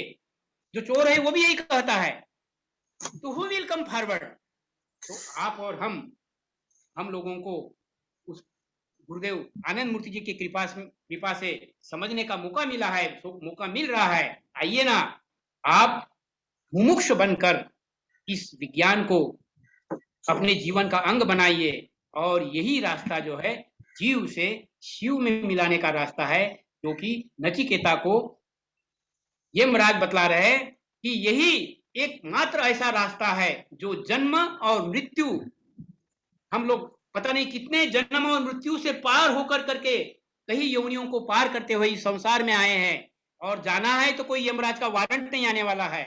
इसीलिए लाइफ की कोई गारंटी नहीं है। तो कल करे सो आज, आज करे सो अभी। तो बस 2-3 मिनट के अंदर में रावण का एक प्रसंग आया, शुभस्य शीघ्रम, कल करे सो अभी, अभी करे सो आज। तो रावण मरणासन्न हो चुका था राम के बाण से, अभी प्राण छोड़ने वाला था।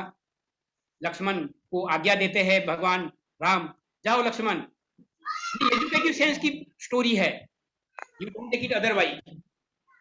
तो क्या शिक्षा मिलती है? लक्ष्मण तो बहुत ही अदरवाइज फील कर रहे हैं, बोले कि वो दुष्ट के पास में क्या जाना है।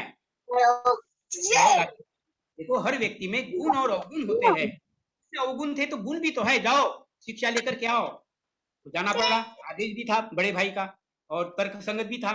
हर व्यक्ति में गुण और अवगुण होते हैं, इसलिए किसी को घृणा करना भी उचित नहीं है, सब लोगों को समदृष्टि से।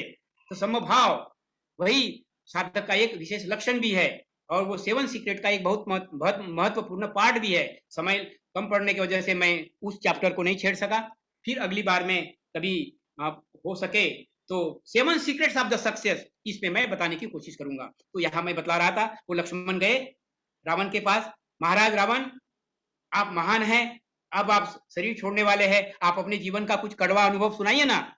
तो वो कड़वा अनुभव सुनाते हैं, कहते हैं लक्ष्मण तुम महान हो, मेरे पास में एक खजाना है, उसको दुनिया को बांटो।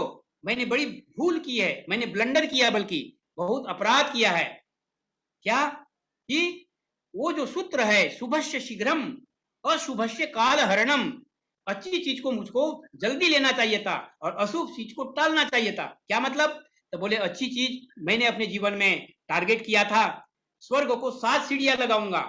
तो ये जो मूलाधार चक्र, स्वादिष्टान चक्र, मणिपुर चक्र, अनाहत चक्र, विशुद्ध चक्र, आज्ञा चक्र, सहस्रार चक्र, मोटे रूप में ये जो 7 चक्र है यही स्वर्ग की 7 सीढ़ियां है। कुंडलिनी शक्ति जो सोई हुई अवस्था में है सर्पाकार रूप में, उसको जागृत करने के लिए मैं ये अभ्यास करना चाहता था, लेकिन मैं इसके लिए देरी कर गया लक्ष्मण। और पर स्त्री को, वो भी साधु के भेष में, चुरा लेना नहीं चाहिए था। वो मैंने कार्य पहले किया, उसको टालना चाहिए था। और ये जो अच्छा कार्य मुझको उसको पहले कर लेना चाहिए था। ये मेरी भूल थी और मेरे इस भूल से दुनिया शिक्षा ले। यही आज के योग की, आज का ये जो योगा इंटरनेशनल डे है, इसकी स्पिरिट है। तो अच्छाई की ओर बढ़ने के लिए कोई सीमा नहीं है, अनंत का रास्ता है।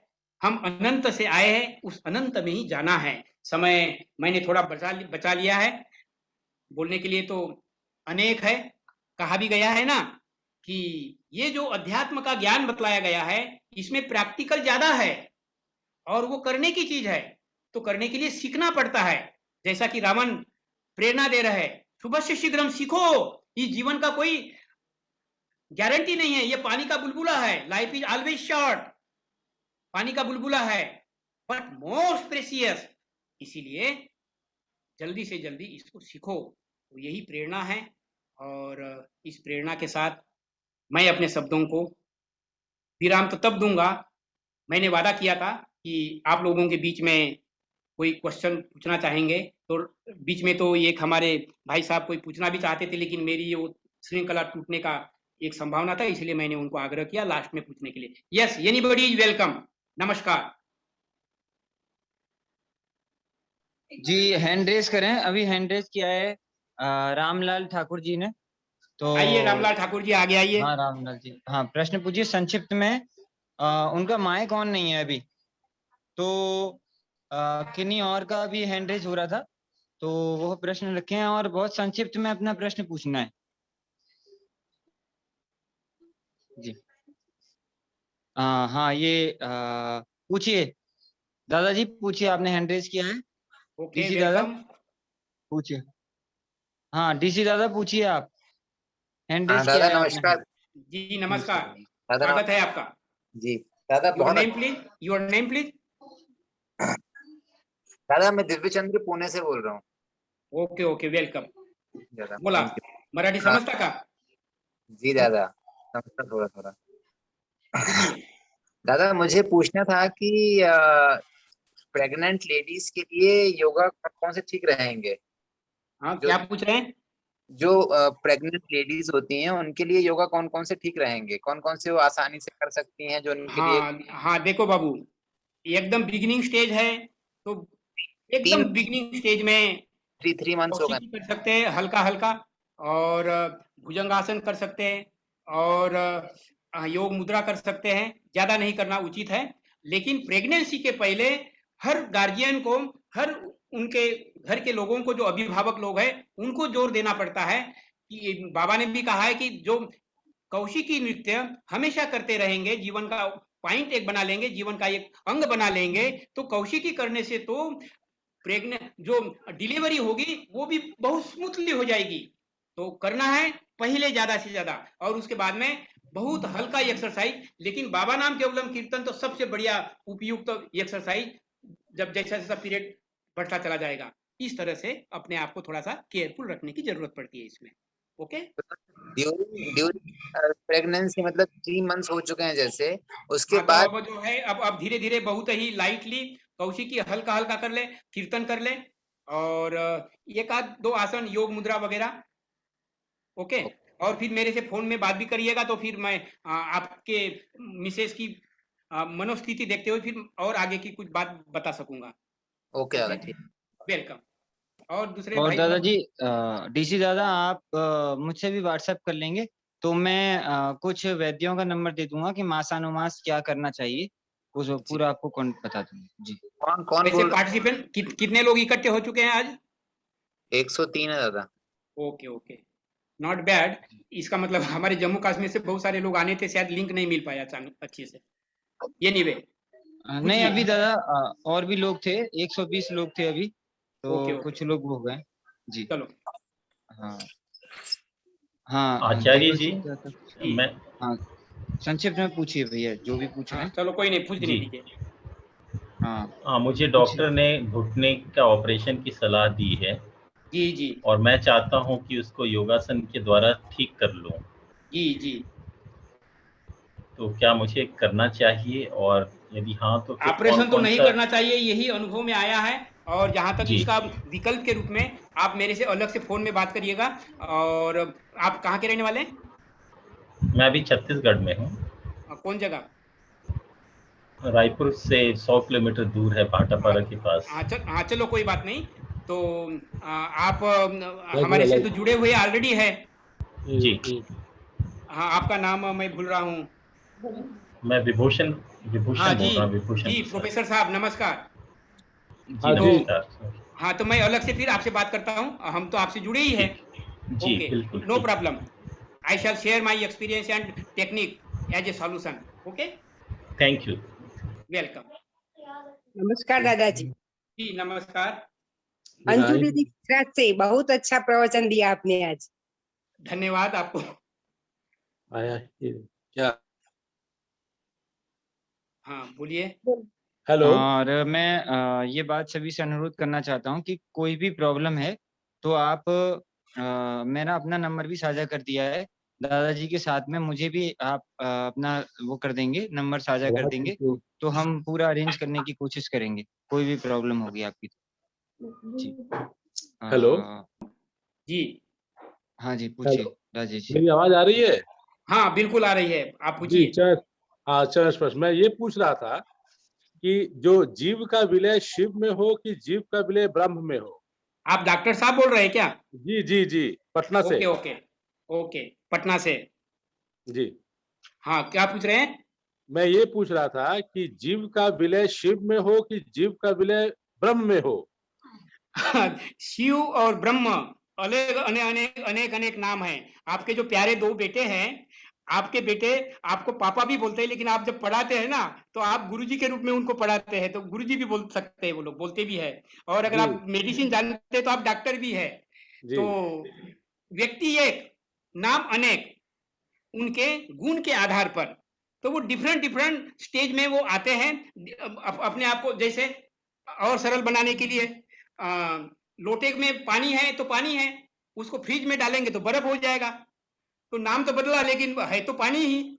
और उसी लोटे के पानी को अगर हीट किया जाएगा तो भाप बनेगी, लेकिन है तो पानी ही, भाप भी तो पानी है। वो सुप्रीम सत्ता, उसको ओरिजिनल वे में ब्रह्म ही कहा गया है।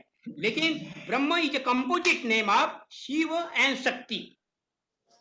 तो शिव शक्त्यात्मकम ब्रह्म, तो शिव इसलिए कहा गया है कि उसका भी अर्थ यही होता है कि शिव माने परम चेतनामय, सुप्रीम कॉन्शियसनेस, और ब्रह्म का मतलब भी यही है, सुप्रीम कॉन्शियसनेस। तो इसमें कोई अंतर नहीं है, जीव को शिव में मिलाने की ही प्रक्रिया है योग। जी धन्यवाद। और बोलना पड़ेगा? नहीं, क्लियर हो गया।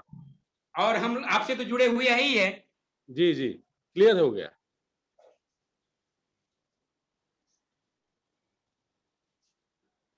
यहाँ प्रणव जी आए हैं क्या,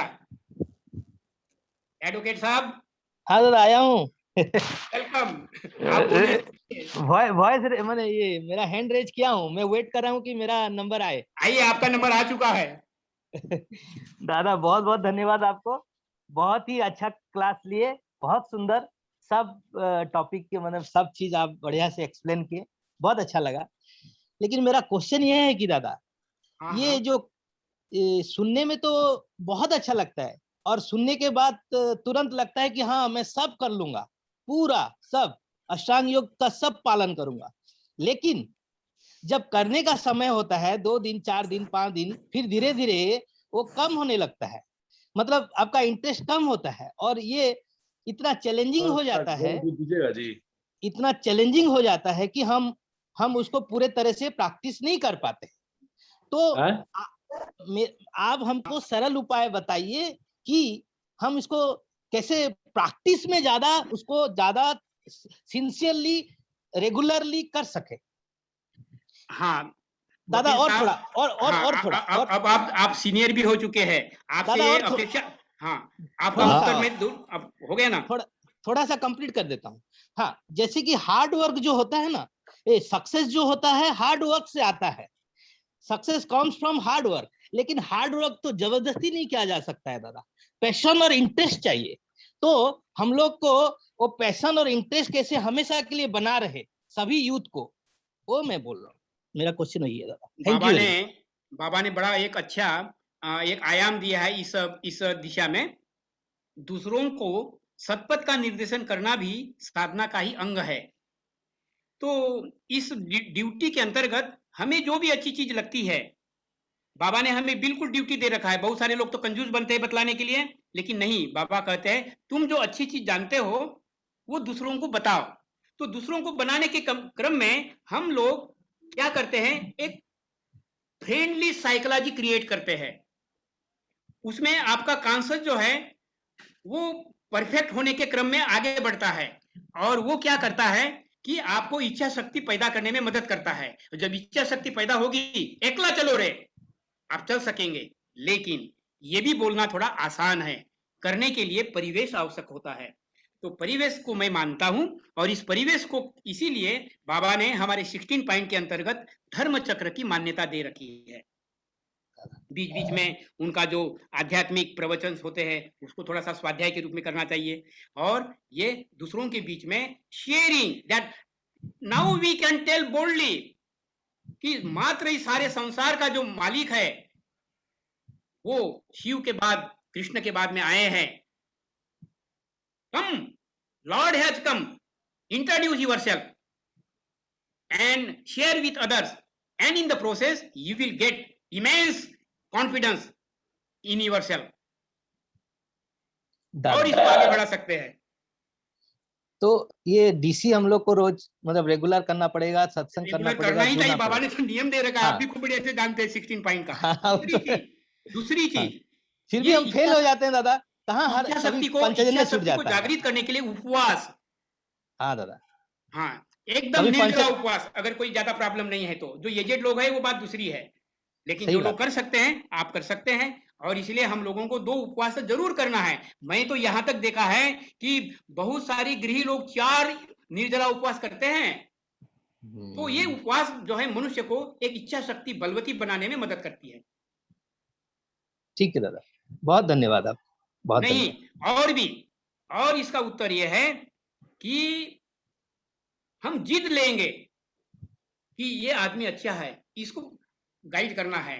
और इस तरह से कहा गया है ना, बूंद बूंद तड़े साचे, मराठी में बोलते हैं उसको।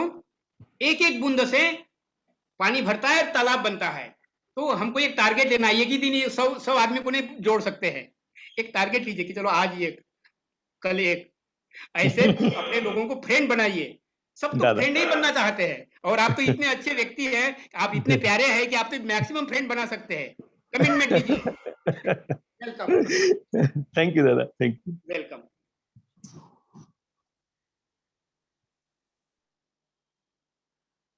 और किसी का कोई है क्वेश्चन? जय श्री चंद्र जी पूछना चाह रही हैं। जय श्री चंद्र जी पूछिए, हैंड रेज किया आपने। हाँ, मैं ये पूछी थी, एक तो अभी अभी दादाजी ने जो बताया कि 4 निर्जला जो रखते हैं वो कौन कौन से हैं 4 आज के अलावा? हाँ मतलब 2 एकादशी तो होती है दीदी। नहीं, 2 एकादशी हर महीने तो होती है, पर 4 हाँ तो वो कृष्ण पक्ष की और शुक्ल पक्ष की, और एक आती है पूर्णिमा, और एक आती है अमावस्या। अच्छा, हर महीने? हाँ, ये मिलकर के 4 होती है। तो ये चारों रखना चाहिए क्या निर्जला? क्या नहीं, कंपलसरी नहीं है, ये आपको डिसाइड करना है। अच्छा, अपना किसका फोन आ रहा है, थोड़ा म्यूट कीजिए। पर निर्जला रखने से ज्यादा मतलब फायदा होता है क्या? हाँ, क्या बोल रही दीदी?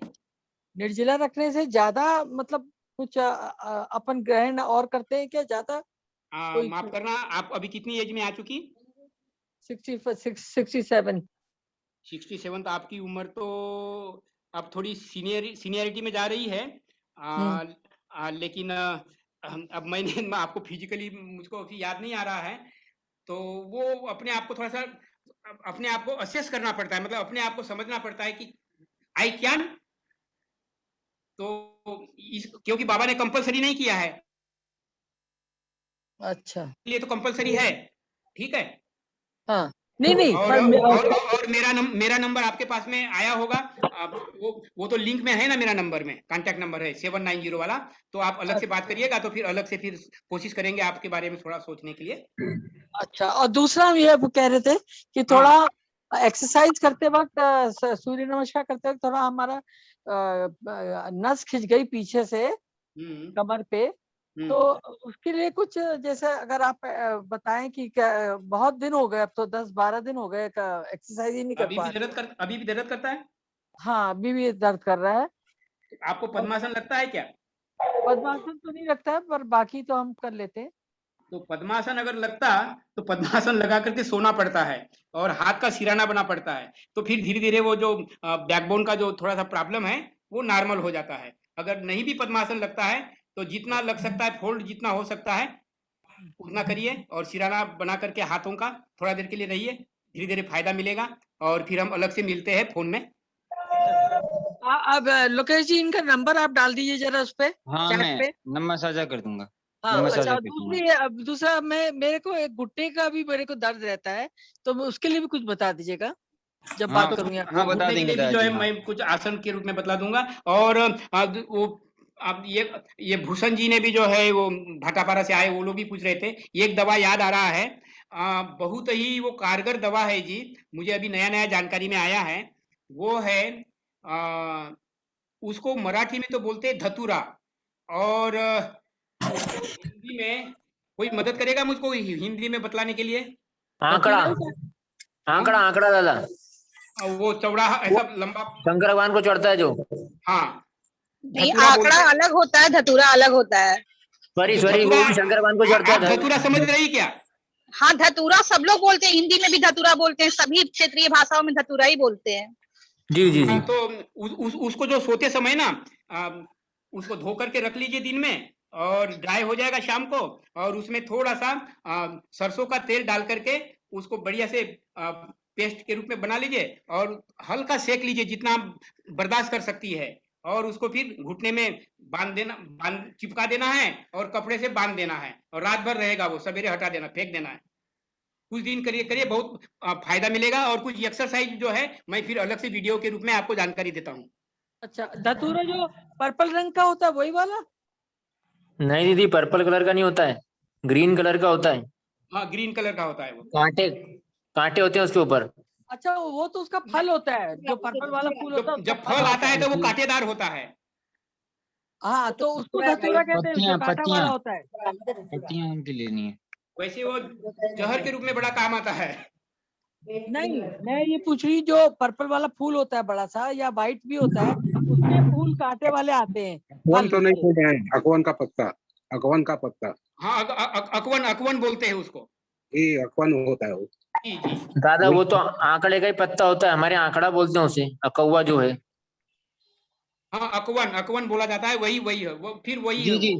जो भी और कोई अच्छा, चलो ठीक है, इसको पर्सनली भी हम लोग शेयर कर सकते हैं बातचीत में। हाँ, अभी समय बचाने के क्रम में किसी को कोई क्वेश्चन हो तो थोड़ा मौका दिया जाए उन लोगों को। अभिषेक जी और जयसन दीदी, आप लोग अगर इससे संबंधित कुछ वो हो जानना हो तो आप व्यक्तिगत बात कर सकते हैं।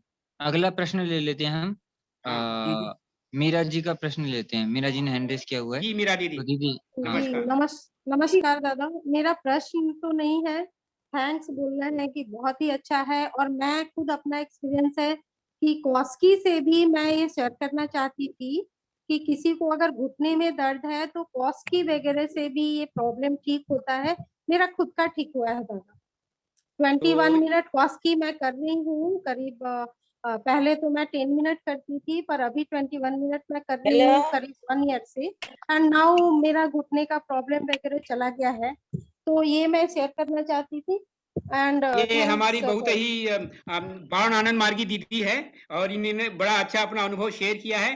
दीदी आपने जो पूछा, कौशिकी को भी जो है बढ़िया से करिए, कीर्तन ज्यादा से ज्यादा करिए, और जो Sure, दवा हो दादा। सकता है और भी हम आपको बता सकेंगे, और ये पत्ता का यूज कर लीजिए, कुछ एक्सरसाइज भी आपको और जानकारी दी जाएगी। कॉस की तो दादा प्रूवन है, मैं खुद एक्सपीरियंस करी हूँ, इसलिए मैं शेयर कर रही हूँ, क्योंकि बहुत सारे लोग पूछ रहे थे तो मैं चाहती थी कि मैं बताऊं, क्योंकि बहुत मेरा अच्छा, खुद बहुत का अच्छा, ठीक हुआ है आपका दादा। धन्यवाद। आपका नाम और नंबर शेयर कर दे तो आपसे मैं अलग से बात कर लूंगी। मेरा नाम मैं शेयर करी हूँ, मीरा चैट नाम पे है डाल मेरा। दीजिए, चैट पे डाल दीजिए। श्योर श्योर, मैं डाल देती आपका नाम क्या है? मीरा, मीरा सिंह नाम है। मैं पटना से हूँ, ददन दादा की बेटी हूँ। अब तो आप दिल्ली की मालकिन हैं। ठीक है, आप डाल दीजिए नंबर। जी चलिए। दादा, अभी दिल्ली। ठीक है, ठीक है, ओके, नाइस। दादा मैं योगा क्लासेस भी करा रही हूँ। हाँ, और आपका परिचय तो मिल चुका है, पिछली बार आपने दे रखा, वो आप विमलानंद जी के समक्ष जो क्लास चल रहा था। जी जी दादा बहुत जी। अच्छा, बहुत अच्छा, thank welcome, you welcome. Thank you. नमस्कार दादा। अभिषेक जी, जी, अभिषेक जी, एक मिनट दीदी, दीदी अभिषेक जी का प्रश्न है, पहले हैंड रेज किया उन्होंने, तो उनका प्रश्न ले लेते हैं एक बार, फिर आपका प्रश्न ले लेंगे। ठीक है। जी दीदी, हाँ अभिषेक जी पूछिए। अभिषेक जी आपने हैंड रेज किया है, अपना माइक अनम्यूट कीजिए। दादा नमस्कार। जी नमस्कार। मैं इंदौर से बात कर रहा हूँ दादा। वेलकम। मेरा एक छोटा सा, मेरे 2 क्वेश्चन थे, जिसमें से एक क्वेश्चन का आंसर तो प्रणब दादा के आंसर क्वेश्चन में हो गया पूरा। दूसरा मेरा क्वेश्चन ये है दादा, मैं फास्टिंग करता हूँ तो जब फास्टिंग ब्रेक होती मेरी, तो जो नींबू पानी वगैरह से हम लोग ब्रेक करते हैं, तो मेरे को नींबू से प्रॉब्लम है, मुझे एग्जैक्टली पता नहीं चल पा रहा कि प्रॉब्लम किस चीज से है। वो जब फास्टिंग ब्रेक करने के बाद मैं कुछ भी खा नहीं सकता हूँ ना कुछ भी पी पाता हूँ, मेरा ये जो गला है ये पूरा चोक हो जाता है, और वो इतना गर्म ज्यादा पानी में चोक हो पीते हैं जाता आप? है कि गर्म पानी पीते कि ठंडा पानी में? दादा गर्म पानी में पीते हैं। हाँ, तो बहुत ज्यादा गर्म ना हो, बहुत ज्यादा ठंडा हो, मतलब वार्म वाटर के रूप में पीना है। कितना पानी पीते हैं? दादा कम से कम 4-5-6 गिलास तो हो जाते हैं ब्रेकिंग करते अच्छा, समय, और हाँ ज्यादा तो भी हो क्या, जाते हैं। हाँ तो अब आप जो है ना, थोड़ा रुक रुक के पीजिए, एक साथ ज्यादा पीने से ना वो ज्यादा प्रेशर बन जाता है। थोड़ा ये थोड़ा, पूरा और वो भी घट घट घट मत पीजिए, थोड़ा रुकते रुकते पीजिए, मजे मजे से पीजिए। कितनी एज हो गई? दादा 32। अभी तो आप यंग मैन हैं। जी। तो ठीक है, जो मैं बोला टिप्स, तो धीरे धीरे पानी पीजिएगा, और रुक रुक के पानी पीजिएंगे, और एक साथ 4 गिलास 5 गिलास मत पीजिएगा, थोड़ा रुक रुक के पीजिएगा, ताकि थोड़ा सा फिर उसको एडजस्ट होने में बॉडी में मदद मिलेगी। ऐसा करिए तो। जी ये ऐसा और मैं इसके कर, अलावा मैं मेरे से ऑलरेडी फोन ऐसा में कर चुका हूँ दादा, पर प्रॉब्लम कांटेक्ट सॉल्व नहीं नंबर हो ले रही ली, है। वो तो है ही, वो जो लिंक आया है उसी के साथ में मेरा नंबर भी है, तो अलग से फिर बात कर लीजिएगा दादा उसमें, और आपको साझा अलग कर से। दिया है, दादा नंबर आप साझा कर उसके दिया। बाद आप नॉर्मल पानी पीते हैं? जी। हाँ क्या? आप जी जैसे दीदी। 4 गिलास नींबू पानी पिए, उसके बाद आप नॉर्मल पानी भी पीते हैं? जी दीदी वो हाँ बिल्कुल। हाँ, तो वो पीने से तो आई थिंक नहीं होना चाहिए आपको। जी थोड़ा दीदी, बहुत होता है, पर इतना ज्यादा प्रॉब्लम तो होना नहीं चाहिए। मेरे को 2-3 दिन तक कंटिन्यू होता है दीदी, और मेरे उसके कारण मैं फास्टिंग करना ही छोड़ दिया मैंने अब। हाँ तो वो जो पानी है वही, आप दीदी इनका यही समस्या है कि एक साथ वो पानी जो है एडजस्ट नहीं होता है, तो रुक रुक आप के पानी हाँ, पिए। आप नंबर आप अपना, क्योंकि थोड़ा हो सकता है मे बी आप जो सेंधा नमक डालते हैं तो उसकी क्वांटिटी कभी कभी ज्यादा हो जाती है तो भी प्रॉब्लम आता है, और कम होता है तो भी प्रॉब्लम आता है। तो मे बी हो सकता है कि आप सेंधा नमक थोड़ा ज्यादा हो जाता होगा। आप जो डालते हैं डिटॉक्स करने के लिए आप अपने इंटेस्टाइन को, तो हो सकता है कि वो क्वांटिटी थोड़ा ज्यादा हो जाता होगा। वो ज्यादा होने से भी दादा ये प्रॉब्लम होता है जो आप बता रहे हैं ब्लोटिंग का, और आपको जो, हाँ, तो वो चीज पे आपको थोड़ा सा ध्यान देना होगा कि आप कितना क्वांटिटी यूज कर रहे हैं उसमें। आप अलग कॉन्टेक्ट में आइएगा और कोशिश करेंगे आपको मदद करने के लिए। क्या जी नाम बोले? बिल्कुल। अभिषेक, ओके, अभिषेक अभिषेक शर्मा जी, इंदौर से। नंबर ले लीजिएगा, वो नंबर है। अभिषेक आप चैट पे डाल दीजिए प्लीज। जी मैं डाल देता हूँ दादा। जी सभी से मैं अनुरोध करता हूँ कि दादाजी के नंबर पे, मेरे नंबर पे, या ज्योति दादा के नंबर पे, या देवाशीष दादा के नंबर पे आप लोग मैसेज कर देंगे, तो हम लोग लिंक बनाने की कोशिश करेंगे। किसी और से भी पूछना होगा आपको तो उनसे कांटेक्ट करा देंगे, यदि आपका, अगर उन्होंने नंबर नहीं डाला है तो। और वैसे हम भी समाधान करवा देंगे जो हमारे संपर्क में। जी okay, welcome. Anybody other one? नमस्कार दादाजी। एक मिनट, नमस्कार दादाजी, मैं दीदी। डॉक्टर हाँ, शुभम बोल बोलने रहा हूँ। दीजिए। हाँ, कौन बोल रहे हैं? बोलिए। शुभम जी एक मिनट, भारती जी ने पहले हैंड रेज किया है, आप थोड़ा बाद में पूछ लीजिएगा, उन्होंने पहले हैंड रेज किया हुआ है। Okay okay. हाँ हाँ हाँ दीदी। नमस्कार दादा। नमस्कार। दादा मेरा सवाल था कि जब हम मेडिटेशन करते हैं हम लोग, तो कैसे पता चलेगा क्या क्या स्टेजेस है, कितना हम स्पिरिचुअली एलिवेट हो गए हैं, किस लेवल तक पहुंचे हैं, और क्या करने की आवश्यकता है? क्योंकि इसका कोई बेंचमार्क तो है नहीं जब भक्ति में आते हैं तो। बट एक स्पिरिचुअल एलिवेशन के लिए कुछ तो पता चले कि किस लेवल पे है, कितना इवॉल्व हो गए और कितना इवॉल्व होने की आवश्यकता है। आप तो इतनी एलिवेटेड है, आप खुद समझ रही है, और चढ़ते बढ़ते बढ़ते आप चलते चलते इस साधना के मार्ग में आपको अनुभूति भी मिल रही है। वो चीज, अनुभव करने की चीज आपको ही बढ़िया से पता लग पाएगी कि हाँ अरे यार, मैं तो इस तरह से पागल रहती थी, मैं इस तरह से गलत किया करती थी। तो अब आपको जो है धीरे धीरे डिसिप्लिन आती है, that is called spiritual discipline. और स्पिरिचुअल डिसिप्लिन के साथ में फिर उसके बाद में परमात्मा के प्रति प्रेम भी बढ़ते चले जाता है। तो ये जो इस तरह के मानसिकता में चेंज आना, यही प्रगति के लक्षण है, यही स्टेजेस है different different, and that you can understand in a better way. Okay दीदी, क्योंकि जो मिठाई खाता है उसी को पता लगता है कि ये मीठा है। नहीं दादा, इसीलिए चूंकि भक्ति है तो इसलिए हम क्लियर कट नहीं डिसाइड कर पाते हैं कि किस लेवल नहीं, आपको अनुभव में तो आ ही रहा है। आप इस तरह से दीवानी होकर के जो जुड़ी हुई है, ये एक बहुत बड़ा आकर्षण है। और बहुत सारी महिलाएं लोग, मानसिकता अगर आप समझना चाहती हैं तो बहुत सारी लोग हेजिटेट करती है। आप इन्हीं गिनी जो महिलाएं लोग जो है वो क्वेश्चन पूछ रही है, बहुत सारे लोग तो जो है वो हिम्मत ही नहीं कर पाते हैं। तो धीरे धीरे माइंड ओपन होता है, बोल्ड होता है, फ्रैंक होता है, रैशनल होता है। तो ये इस तरह की स्टेजेस है। Okay okay, thank you. Welcome. Hello दादाजी। हेलो सर, मैं डॉक्टर शुभम बोल रहा हूँ। दादाजी नमस्कार। बोलिए।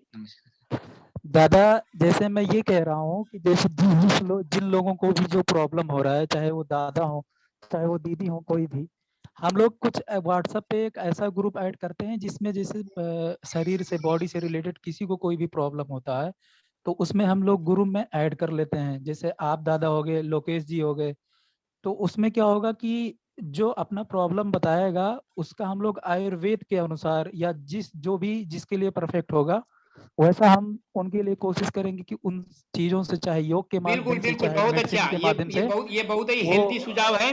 तो लोकेश जी से आप ऑलरेडी मेडिसिन परिचय में हैं, आप ग्रुप में इस मैटर को थोड़ा सा आगे बढ़ा दीजिए। और लोकेश जी इसी सारे चीजों को लेकर करके बहुत पॉपुलर भी है और बहुत ही दक्ष है, बहुत ही ड्यूटीफुल है। Please you develop the friendship, और हम भी आपको इसमें जुड़ करके आपका मदद करने की, अनुभव देने के लिए। क्योंकि मैं एक मोदी केयर करके का एक संस्था है जो कि पूरे वर्ल्ड का सबसे बेस्ट है, वो अपना इंडियन संस्था है। तो वो आयुर्वेदिक मेडिसिन बनाती है और मैं काफी लोगों को यूज भी कराया हूँ और मैं भी यूज किया हूँ। बहुत ही ज्यादा पावरफुल चीज है। तो उससे क्या होगा कि मतलब मैक्सिमम लोगों का बहुत ज्यादा चीज सही हो जाएगा। मतलब मैक्सिमम लोग एकदम बहुत ही अच्छे हो जाएंगे। प्लीज लोकेश जी नोट कर लीजिए इनके पॉइंट को। शुभम जी, आप अपना नंबर चैट में साझा कर दीजिए। क्या नाम आप इनका, क्या नाम चैट बोले? में शेयर कर दे रहा हूँ अपना नंबर। हाँ जी। क्या नाम बोले? मेरा नाम डॉक्टर शुभम, आप दिए नहीं थे। डॉक्टर शुभम, लखनऊ, आप जानते तो हैं अच्छे से। हाँ, वेलकम वेलकम। ओके, वो आप है। दादा पहचान पाए मुझको। चलो ठीक है। और आप अच्छे हैं? जी दादाजी अच्छे हैं, बाबा की कृपा है, आप सभी का आशीर्वाद है। अपने पत्नी को साथ में बैठाना था ना? हाँ, वो ऐड थी, वो जुड़ी हुई थी। चालू है जी, सालू इस पे जुड़ी हुई थी, अभी अभी डिस्कनेक्ट हुई। अच्छा चलो कोई बात नहीं। Okay done. ओके दादाजी, नमस्कार दादाजी।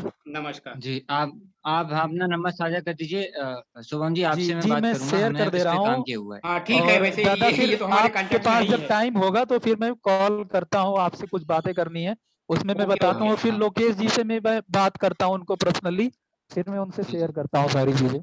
हाँ चलो ठीक है। और कोई रह गए क्या? जी, और मैं आज सभी से एक अनुरोध करता हूँ कि अपनी वीडियो ऑन कर लेंगे तो हम थोड़ा एक पिक्चर खींच लेंगे थोड़ा मीडिया के लिए। हाँ, लेकिन आपने बहुत ही लेट कर दिया, बहुत सारे लोग छोड़ के जा रहे हैं। हाँ चलिए, करिए, जल्दी करिए। हाँ कृपया अपना, और Please ऐसा ना मेरे help पास, everybody. हाँ जी मेरे पास वो है, हाँ देवाशीष दादा कुछ कहना चाहते हैं। देवाशीष दादा। नहीं नहीं मैं वो बोल रहा हूँ दीपेश्वर दादा के पास लैपटॉप है तो वो ले लेंगे। अच्छा वो बात हो गई उनसे दादा जी? ले लीजिए हाँ जल्दी। दीपेश्वर दादा जी। नमस्कार दादा। हाँ नमस्कार दीपेश्वर दादा ले लेंगे। जी जी जी। अभी कोई और बात करना, कुछ प्रश्न लेना चाहें तो दादाजी कुछ प्रश्न ले सकते हैं और क्या? हाँ दादा जी हाँ पूछिए। और एक पूछ सकता हूँ क्या? वेलकम। हाँ दादा पूछिए, शॉर्ट में पूछिएगा दादा, है ना, और लोग भी पूछ लेंगे। हाँ ठीक है, शॉर्ट में तो थोड़ा तभी तो लगेगा थोड़ा सा। क्या नाम आपका? दादा मैं प्रणव। Okay okay Pranav. हो, हाँ अच्छा आप पूछ रहे हैं। हाँ परमिशन देंगे तो पूछूंगा, नहीं तो बाद में पूछ लूंगा। कैरी कोई ऑन। दिक्कत नहीं। अच्छा दादा मेरा क्वेश्चन ये है कि हमको ये सब चक्कर में परमात्मा जो है, गॉड है, वो डाले क्यों है इस सब चक्कर में? पहले क्या परमात्मा क्या बोले? ये इस चक्कर में डाले क्यों है हमको? ये सब ये करो वो करो, ऐसे करो वो करो। मैं बोल रहा हूँ आ रहा हूँ दादा, मेरा टॉक पूरा सुन लीजिए। मान लीजिए मैं एक आदमी को चैन से बांध दूंगा, लॉक कर दूंगा उसको, और चाबी पकड़ा दूंगा। पहले तो परमात्मा 1000 प्रोपेंसिटीज दे दिए, 50 × 2 × 10 1000। फिर अष्ट खड़ रिपू दे दिए, अष्टपाश दे दिए, ऐसे करके सब डाल दिए अंदर, और बोल रहे हैं इसको ये करो वो करो, ऐसे करो ऐसे करो, नहीं करोगे तो कोटि कोटि जन्म ये करोगे, मतलब धमकी भी दे रहे। माफ करना, आप बहुत अच्छा आपका सवाल है, लेकिन आप पेशा से वकील साहब हैं। अगर डरा के रखे हैं, अब आप पेशा से जो वकील है तो परमात्मा के ऊपर में एक प्यार से ये केस कर दीजिए आप। माफ करना, मैं मजाक करने के लिए जो है लोगों को हंसाने के लिए बोल रहा हूँ। दादा मैं गुरुदेव को ये बहुत लाइट तो प्यार दाखिल करता कर सकते हैं कम से कम। मैं आनंद मोती जी को बहुत प्यार करता हूँ, मैं उनके लिए जान दे सकता हूँ, लेकिन हाँ, मेरा आपको ये मेरा मन में ये क्वेश्चन आ रहा है। आइए अब पॉइंट पर आइए। हाँ बोलिए।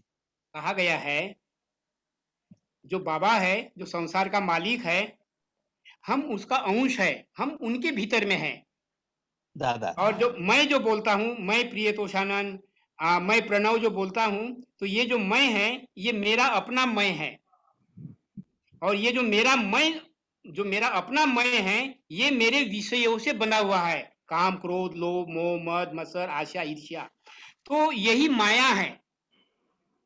तो ये तो परमात्मा का दिया हुआ है ना? ये परमात्मा के द्वारा दिया हुआ है, जानबूझ के दिया हुआ है। तो कल्प्रिट तो वो है ना पहले? No, you can not apply the word culprit. Sorry, वो लीलाधारी है। नहीं ऐसे बोल के लीलाधारी है, अंग्रेजी में क्या बनेगा उसका शब्द? दादा ये लीला विला बोल के हमको घुमाइए मत, कि जो कुछ नहीं होता है तब लीला बोल देते हैं। यही कड़वा सच है, यही कड़वा सच है। और वो उसको पास से मुक्त करने के लिए भी रास्ता दिया है, तो आप तो ऑलरेडी एंजॉय कर ही रहे हैं। आप क्यों इस तरह से परेशानी के इसमें मूड में पूछ रहे हैं? नहीं मेरे को बांधे क्यों पहले? मेरे को ये हमारा इसी इसी को बोला जाता है हमारा अपना प्रारब्ध। हमारा अपना प्रारब्ध है। नहीं प्रारब्ध शुरू कहाँ हुआ, आया कहाँ से प्रारब्ध? मेरा जो कर्म जो प्रोपेंसिटीज, मेरा खराब प्रोपेंसिटीज है बोल के मैं खराब काम कर रहा हूँ। खराब प्रोपेंसिटीज अगर नहीं होता तो खराब काम नहीं करता, तो मेरे को प्रारब्ध भोगना नहीं पड़ता। तो हम जाने अनजाने में हम गलत परिवेश में जाते हैं, गलत भोजन कर लेते हैं, ऐसी बहुत सारी चीजें होने की वजह से वो गलत हो जाता है। दादाजी प्रणव दादा। प्रणव दादा, आपका जो प्रश्न है वो थोड़ा सा आपको गहराई में समझना होगा, इसलिए आप दादा से पर्सनल बात कीजिएगा। अच्छा रहेगा। ओके हाँ ये मैं इसीलिए मैं पहले से बोल दिया। ठीक है, थैंक यू। मुझे क्या पता था कि आप जो है वकालत वाला प्रश्न थोड़ा गहरा है। आपको चर्चा करना पड़ेगा इसके ऊपर। No problem, okay, you are always welcome. Sorry actually ये हमारा लड़का है ना, इसीलिए इनको अधिकार है। जी ओके चलिए जी, थैंक यू। कोई बाकी रह गया क्या? हाँ, कोई किन्हीं और का प्रश्न है तो कृपया पूछें। हाँ दादा थायराइड के लिए कुछ आसन बता दीजिए। आप एक PLI तो दाखिल कर ही देना। किसके लिए आसन? दादा थायराइड के लिए, हाइपोथायराइड के लिए। अच्छा, हाइपोथायराइड के लिए तो बहुत ही फेमस आसन है। आपकी एज कितनी है? 36। और शरीर मोटा है कि नॉर्मल है? नॉर्मल एकदम 65 बस किलो वजन। नॉर्मल है तो आप भुजंगासन करिए। एक भुजंगासन, एक नौकासन और सर्वांगासन के साथ में दूसरा उसका कॉम्प्लीमेंट्री है मत्स्य मुद्रा। भुजंगासन, नौकासन, सर्वांगासन और उसका मत्स्य। कॉम्प्लीमेंट्री मत्स्य मुद्रा। ओके दादा, ये चारों। कौशिकी कॉमन है, कर्मासन कॉमन है। ओके जी दादा। दादा कितना कितना टाइम करना चाहिए कम से कम पॉजिटिव असर के लिए? उसमें चर्याचर्य में पूरा लिखा हुआ है। वैसे जो भुजंगासन और नौकासन जो होता है वो 8 सेकंड के लिए होता है और 8 ट्रिप करना पड़ता है दोनों का। और ये जो सर्वांगासन है ये 3 बार करना पड़ता है। जैसा मान लीजिए कि सर्वांगासन में 2 मिनट ऊपर गए तो फिर 1 मिनट के लिए मत्स्य मुद्रा, तो दोनों मिलकर करके 3 मिनट का एक खेप हो गया। इस तरह से 3 खेप करिएगा। ओके दादा, वेलकम, थैंक यू दादा। इसमें हलासन भी फायदा करता है ना, हाइपोथायराइड में हलासन भी फायदा करेगा जी।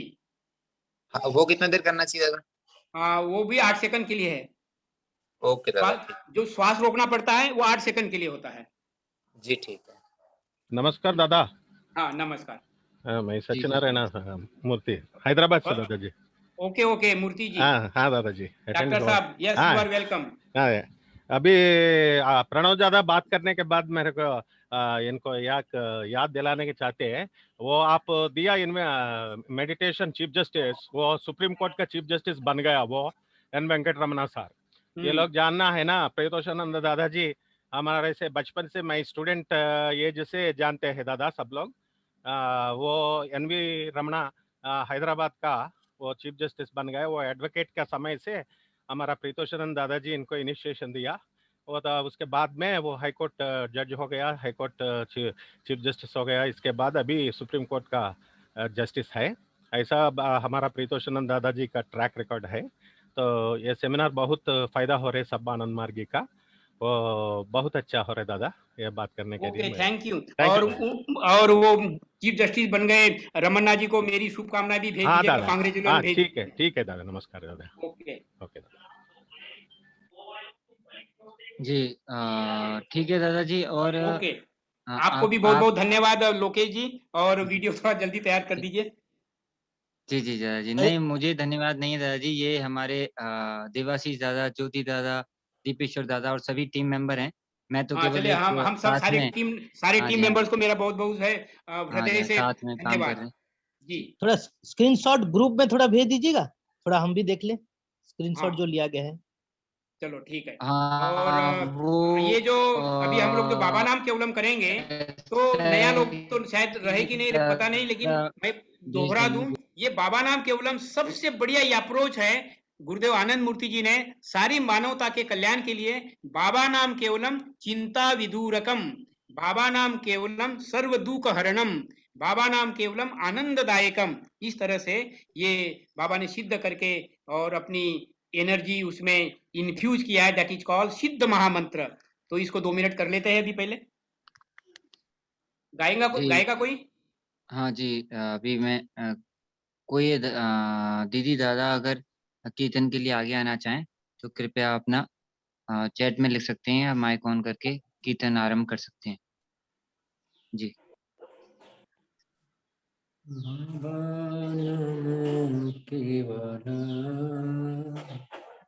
दादाजी शुरू करें?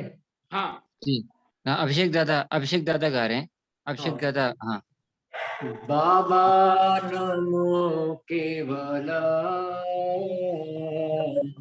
बाबा नमो केवला,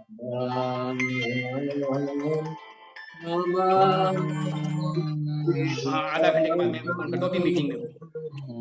बाबा नमो केवला, बाबा नमो केवला, बाबा नमो केवला, बाबा नमो केवला, बाबा नमो केवला, बाबा नमो केवला बाबा नमो केवला बाबा नमो केवला बाबा नमो केवला बाबा नमो केवला बाबा नमो केवला बाबा नमो केवला बाबा नमो केवला ओके बाबा नमो केवला बाबा नमो केवला बाबा नमो केवला करिए और बढ़िया से ध्यान पूजा करिए। उसके बाद में नमो केवला जी जी जी दादा, धन्यवाद बहुत बहुत। लोकेश जी परम पिता बाबा की जय। जय। तो इट इज डन। और सभी से अनुरोध है, अभिषेक जी आप भी